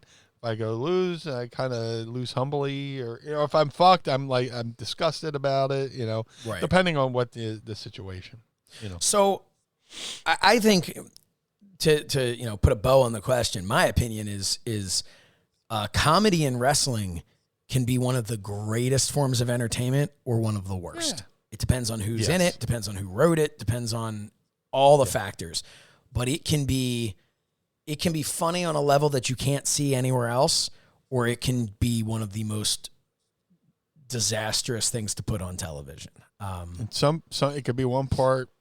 In some ways, it could be George Carlin, and in some ways, it could be Carrot Top. Depends on what you like. Yeah. RJ over on Patreon, RJ Krasinski, writes, there was an evil doink at WrestleMania 9. Would you ever want an evil meanie? And if so, who would play it? Well, I think you would play it. Oh, I definitely would. I always wanted to be fucking Doink as the Blue Meanie, though. Like, I come out in the outfit, and it's obvious as fucking me. There's still time. Oh, yeah. Yeah. Book that shit. I have to get some silkworms to make me up a fucking outfit. Get some extra spandex. But, yeah, definitely... yeah, it'd probably be me. I mean, there's a point where I almost turned heel. I wanted to turn heel, like when I was helping book 3PW with Todd Gordon. I kind of wanted to do like a heel turn on Matt Stryker, because Matt Stryker was doing the parodies in 3PW, and I would be like, "Oh, hi, the parody guy, huh?" Yeah, ripping off my deal, kind of turned the heel on him, but he didn't want to do it, so that didn't happen. But because I wanted him to come out as like Stone Cold, because he was doing parodies. He could do it like a perfect Stone Cold, but he was worried that like he would never get hired from WWE if he did a parody of Stone Cold in 3PW of all places. I was like, I think you're giving us a little bit too much credit. But then when I went to WWE and Stryker was there, some of the writers were like, "Yeah, who owns the footage? Can we use that?" I was like, "I don't own the footage." Yeah. But, so in some ways they did tap into the 3PW stuff with some of the shit he did in WWE. Yeah. But as far as Evil Meanie, yeah, probably be me. Mark and Dryden has another one. Hypothetically, name any WCW or WWF wrestlers under contract during, let's say, 95 to 01. That if allowed to do even a one-time shot at the ECW arena, a wrestler who would have either been cheered like gods or booed out of the building. I thought that was a really cool question. So why don't you take WCW and WWF in that time period? During the height of ECW? Yeah, we'll say during the height of ECW, if someone would have shown up who didn't, obviously, because there are some people who did, but someone who would have, like when Brian Pillman showed up, Oh yeah, He was cheered like a god, and then he threatened to piss on everyone. But he was amazing. But someone from WCW, someone from WWF who would have been cheered like crazy and booed out of the building at the same time. Well, But different people, you know. Yeah, WCW, Ric Flair, no doubt. Hit the music, and he comes down to the ring with the black and white robe. Yep. The face off with Shane Douglas. Yeah. The fucking the brick and mortar would have melted. Yeah. I mean, later on, he eventually went to the ECW arena, but that's for like Ring of Honor. But height of ECW, that's not the same. Yeah, but even though I was like, oh, let me go to the, I went to show up just to to say I watched Ric Flair in ECW arena for But like height of ECW, fucking Ric Flair, you hit that, Shane Douglas is in the ring, and Dick Flair, and then holy shit, that would have been fucking great. One time, I thought that would work better after your boom, boom, boom. I didn't even hear it. That's all right. It was silent but violent. One time we did a Halloween show up in Connecticut, and I came out as the Heartbreak Kid or the Heart Attack Kid. Yes. To face off against Shane Douglas. Right? We're in WWE's backyard doing a Halloween show, and I was going to do the Heartbreak Kid, which I had done before, but I was like, we were telling Paul, you got to hit Shawn Michaels music. And he's like, no, we're not going to play their music. You're not going to play Shawn. You got to play Shawn Michaels music. And even Tommy came along and was like, you got to play Shawn Michaels music. Like Tommy Dreamer was like the union boss. He was the consigliere. Yeah. Between the boys and Paul. And and here's another thing. We were going to come out as, I came out as Shawn Michaels. Nova came out as Hunter. And the guy who was Cloudy in the WWE was in the locker room. We're like, dude, you got to come out and be China. No, I can't do that. I was like, dude, you're fucking Cloudy. You got to come out and be fucking China. Oh, now you're too good to fucking pretend to be a fucking, you're going to be fucking China. No. So we had Lupus, the booger picking moron, be China. And then Shane had came out as Dean Douglas, and Candido was in the ring as Skip. Man. So it was a Halloween show. Is there video of this? Yeah. I've never seen this. Yep. It's on the High Spots Network. Wow. But RF filmed it. It exists. So Shane came out as Dean Douglas? Was he like dressed in his Dean Douglas shit? Yeah. Yeah, it was a Halloween show, so they came out as their favorite wrestlers. And who was Candido? Skip from the Body. This is amazing. He wore his Skip gear. All right, somebody find this for me, and I'll let you log into my. I got a High Spots account. I'll let you. Oh, nice. Okay, yeah. There we go. I don't like to pay. I'll show. Yeah. Okay. But we're like, yeah, and just when Shane Douglas is in the ring, cutting fucking promos about WWE, and you hit Shawn Michaels music, the fucking crowd went fucking insane. And then we come out. It's like amazing. And then they beat us up. But it was amazing. Can you imagine in the ECW arena hitting Shawn Michaels music on? Yeah. Again, all around Shane Douglas, because he talked shit about Flair and WCW. He talked about shit about Shawn Michaels and WWE. Man. We saw how the crowd, ECW arena crowd reacted just for Jerry Lawler and Jim Cornette, Yep. Fucking almost caused riots. Yeah, it was when you'd have somebody like that show up, like Jerry Lawler, for instance, when that happened, man, he was he was instant white hot. Yeah. Heel. It was awesome. You could feel it in the locker room, just the building vibrated, man. And then the following month I'm a little foggy. I don't know if it was Lawler came out the first time, and then the second time it was Lawler, and then it was Lawler and Cornette. And when Cornette fucking appeared, the fucking building went fucking apeshit. Fucking apeshit. Like, there's, like, if these were like chicken wings, it would be like the top one on the Scoville fucking chart, or whatever the hottest wing is, or whatever you fucking call that thing. The camera work and the audio work did no justice to how loud that building was. Wow. Insane. James Sorensen writes, can we please do that for the next watch along? What's that? That the Halloween.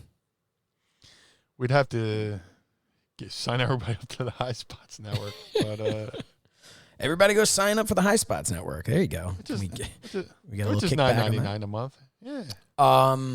We could do like a special for them or something like that. I don't know. This question, I produced some content for them with the Legends of Extreme roundtables. This came to us from Facebook. John Clifford had actually written a couple of things. He just did one, and I noticed there was one from before that I don't know if we ever talked about. Maybe we did, maybe we didn't, but we're going to ask it again anyway. We're going to give him... Okay, Meltzer. What? Oh, maybe did. Yeah. I mean, we either definitely did or didn't at all. Plans change. Considering Meanie is the GOAT of parody wrestlers, I'd like to know what your favorite parody moment featuring other pro wrestlers was. Oh, God. Terry Funk coming out as Ric Flair for the Old segment, interview segment. And he had a bit fucking giant fake schnoz. And, you know, I don't want to say we weren't the first guys to do parodies, but we're like known for them, I guess. They're known the best, but like, you know, definitely drew inspiration from that. You know, Terry Funk coming out as Ric Flair. I want to say on WCW Saturday Night or one of those satellite shows, you know, a Flair for the Old. And then, you know, I want to say the fucking Hollywood Blondes made fun of Flair too, or something like that. They came out as Arn and Flair. Yeah, there's a lot of good ones. You know, Jason Sensation as Owen Hart. You know, that was phenomenal because he could do all the voices and stuff like that. That was really good. Why do I look like a street crossing or whatever, something like that? You know, I forget what he said, but Jason Sensation was pretty good, man. You know, when he did. He was great. I am not a nugget. You know. Yeah. DX as the Nation, which probably didn't age well, but you know, it was funny at the time.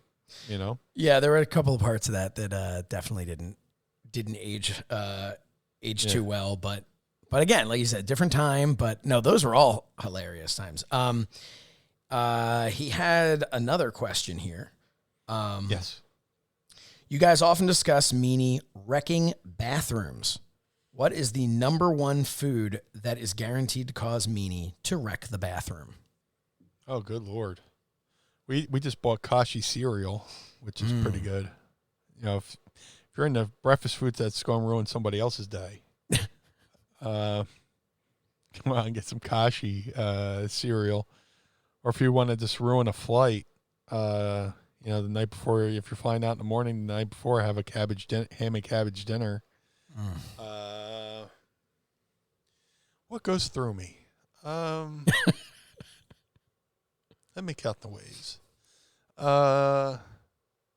Just about anything. You know, they always warn you, don't eat that, that'll give you diarrhea. I went, give me diarrhea. Yeah, clear you out.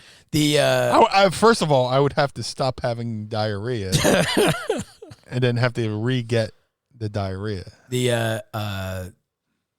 Back in the day, nice. Back in the day, TGI Fridays had, I mean, maybe they still have the soup. I haven't been there forever, but they had the tomato basil soup.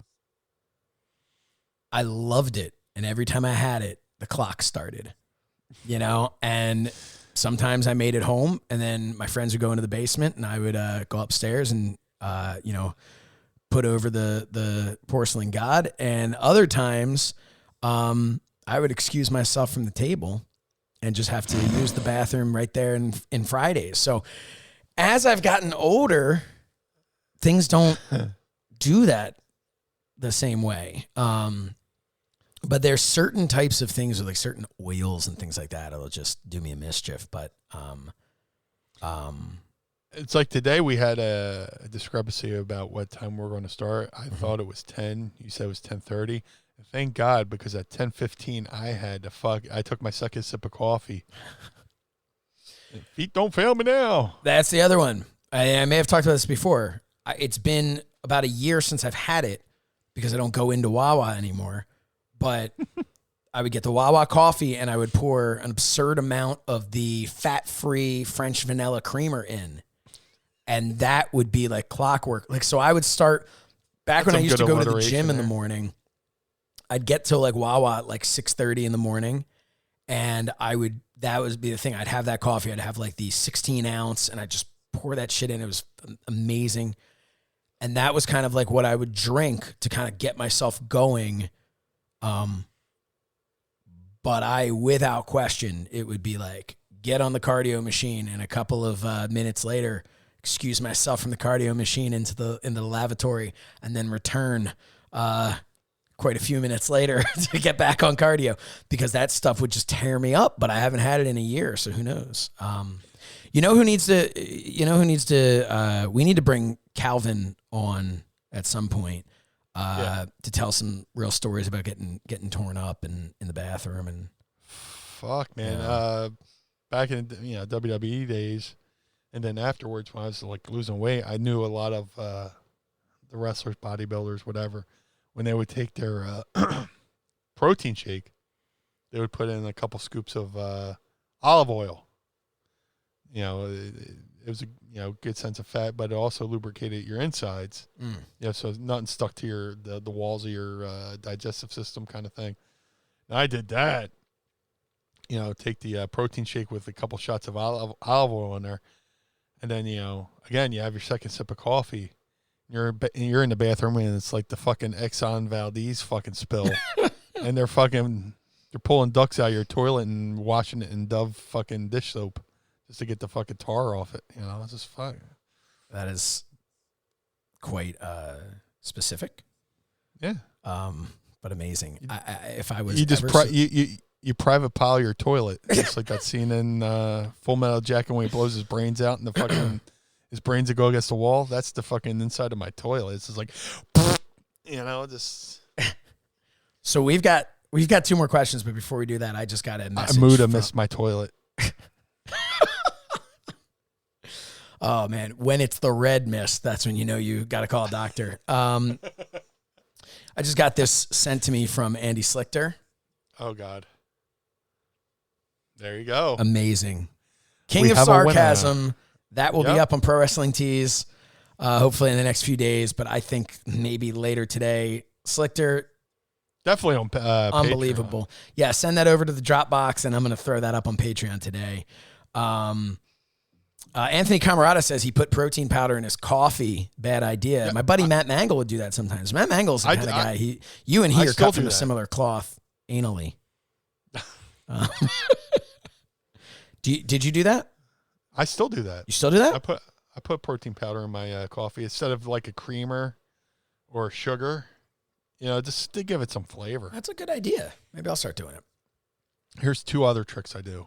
I just did one the other day when you put the bowl in the basket, the paper bowl. Sure. And before you put the coffee in, you put ground cinnamon on the bottom of the paper on the bowl, and you put the coffee on top of that. So when you make your coffee. It's like cinnamon infused. See, I just put cinnamon in my coffee. After I poured, I just sprinkled it in and stirred it up. The reason why I don't like that is because you get the clumps. When you put the cinnamon in the coffee and you stir, and you always get these little clumps and hit you in the back of the throat.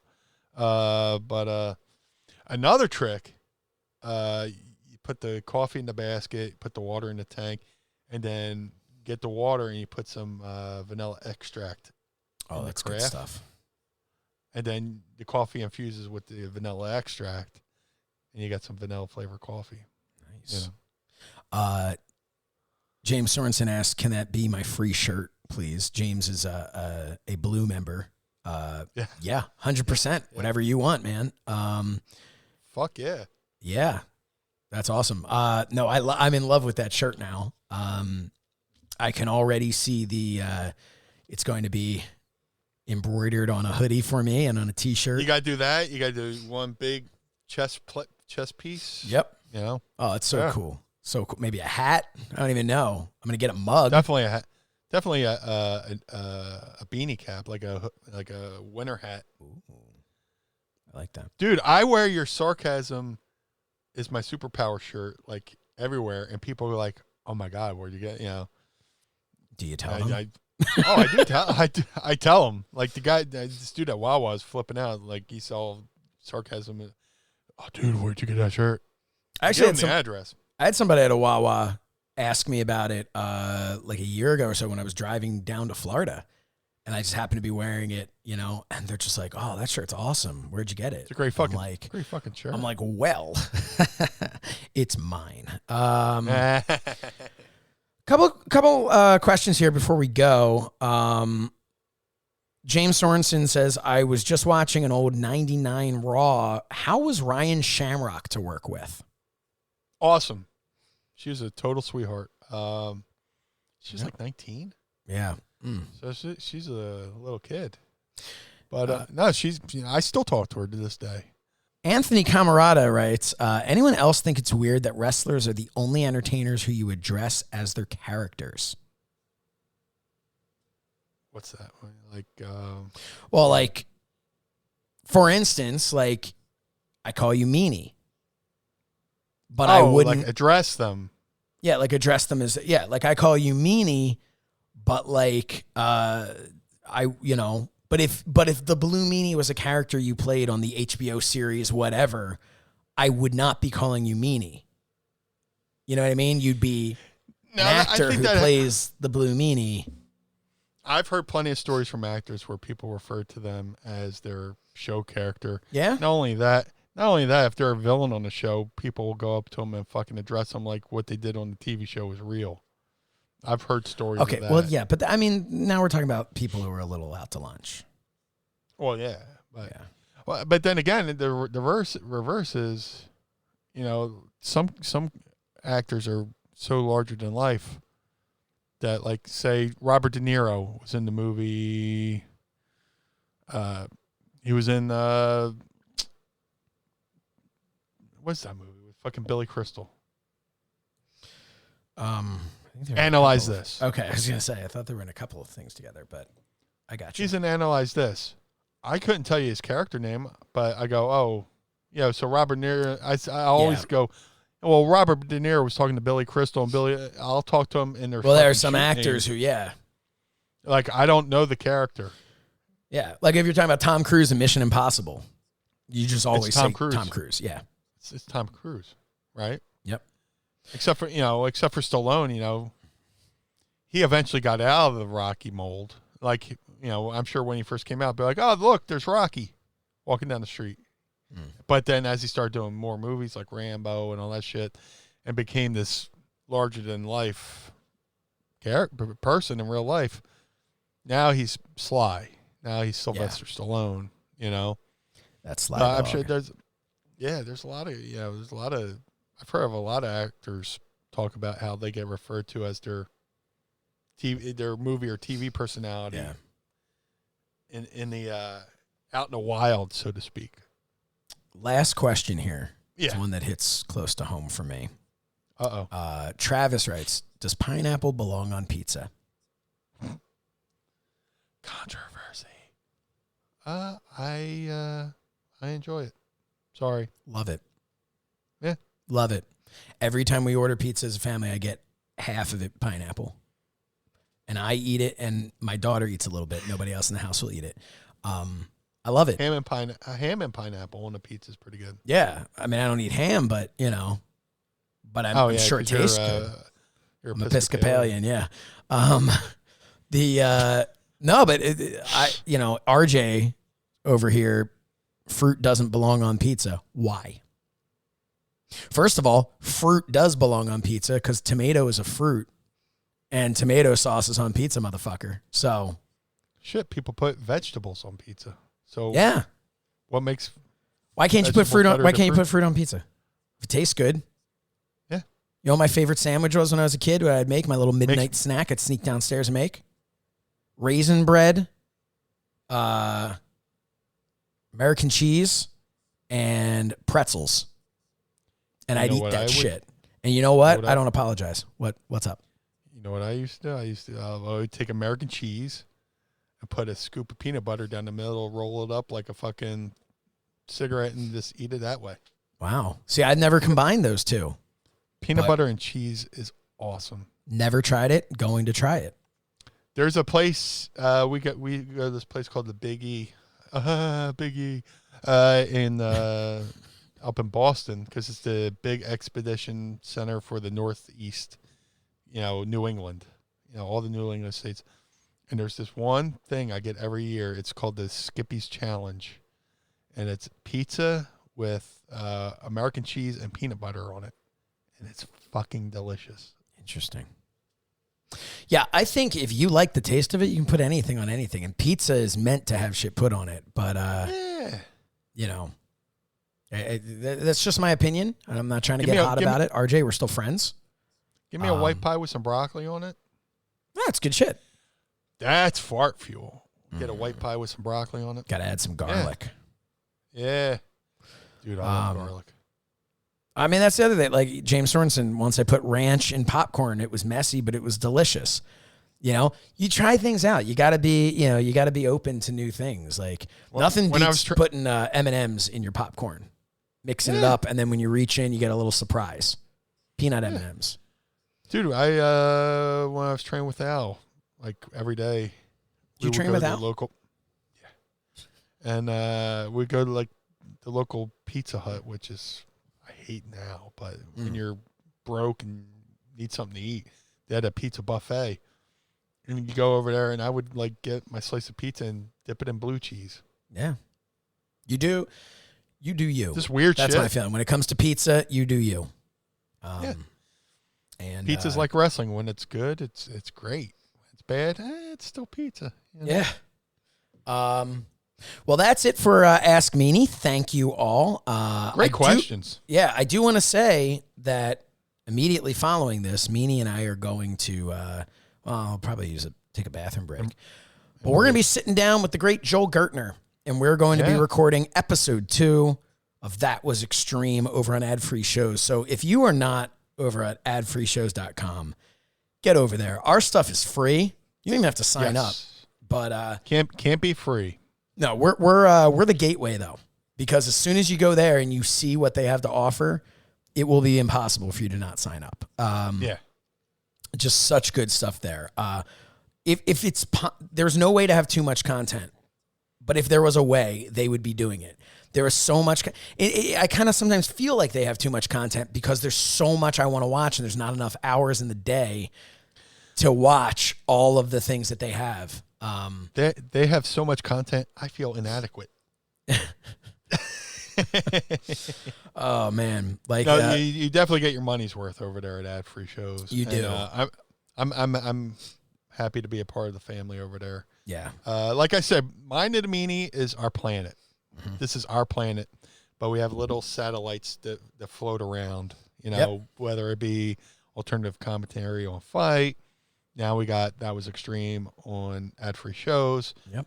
But our main objective is Mind of the Meanie. That's our heart and soul, bread and butter.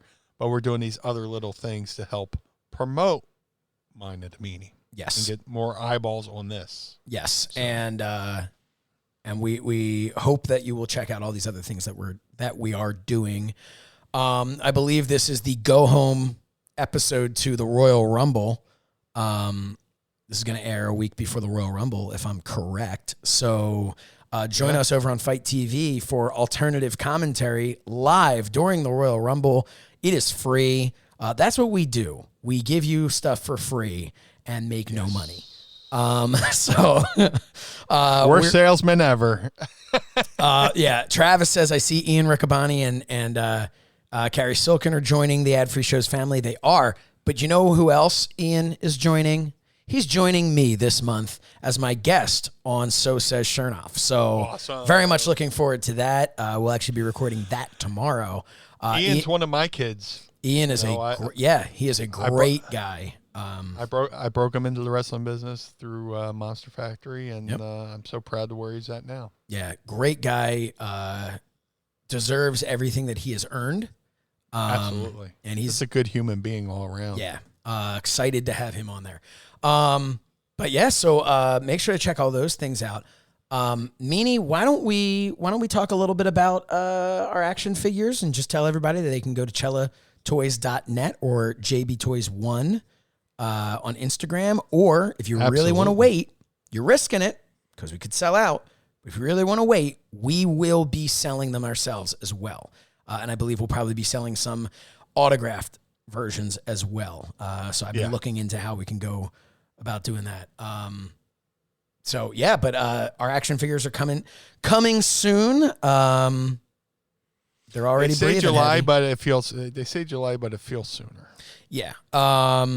And could not be more excited. The only thing I'm more excited for is the haircut that I get to take the photos for that, because I need a damn haircut. It's got a Flowbee.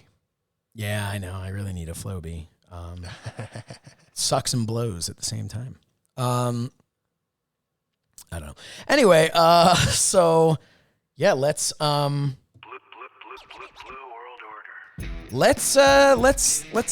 start getting out of here. Make sure to check us out on social media at Mind of the Meanie across the board. Do not forget to check us out as individuals as well. Follow us, if you will. He's at Blue Meanie BWO. I'm at So Says Shernoff. That is on Twitter, on Instagram, and on Facebook.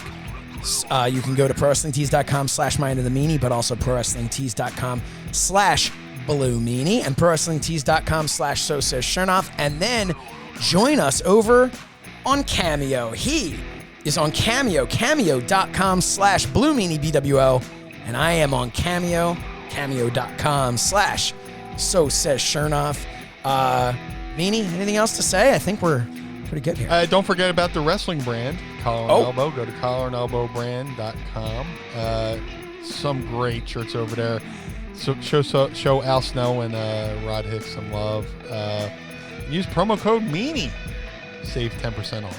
Yeah. Hey, save 20% when you use the promo code Meanie over at manscaped.com. Get yourself free shipping, 20%.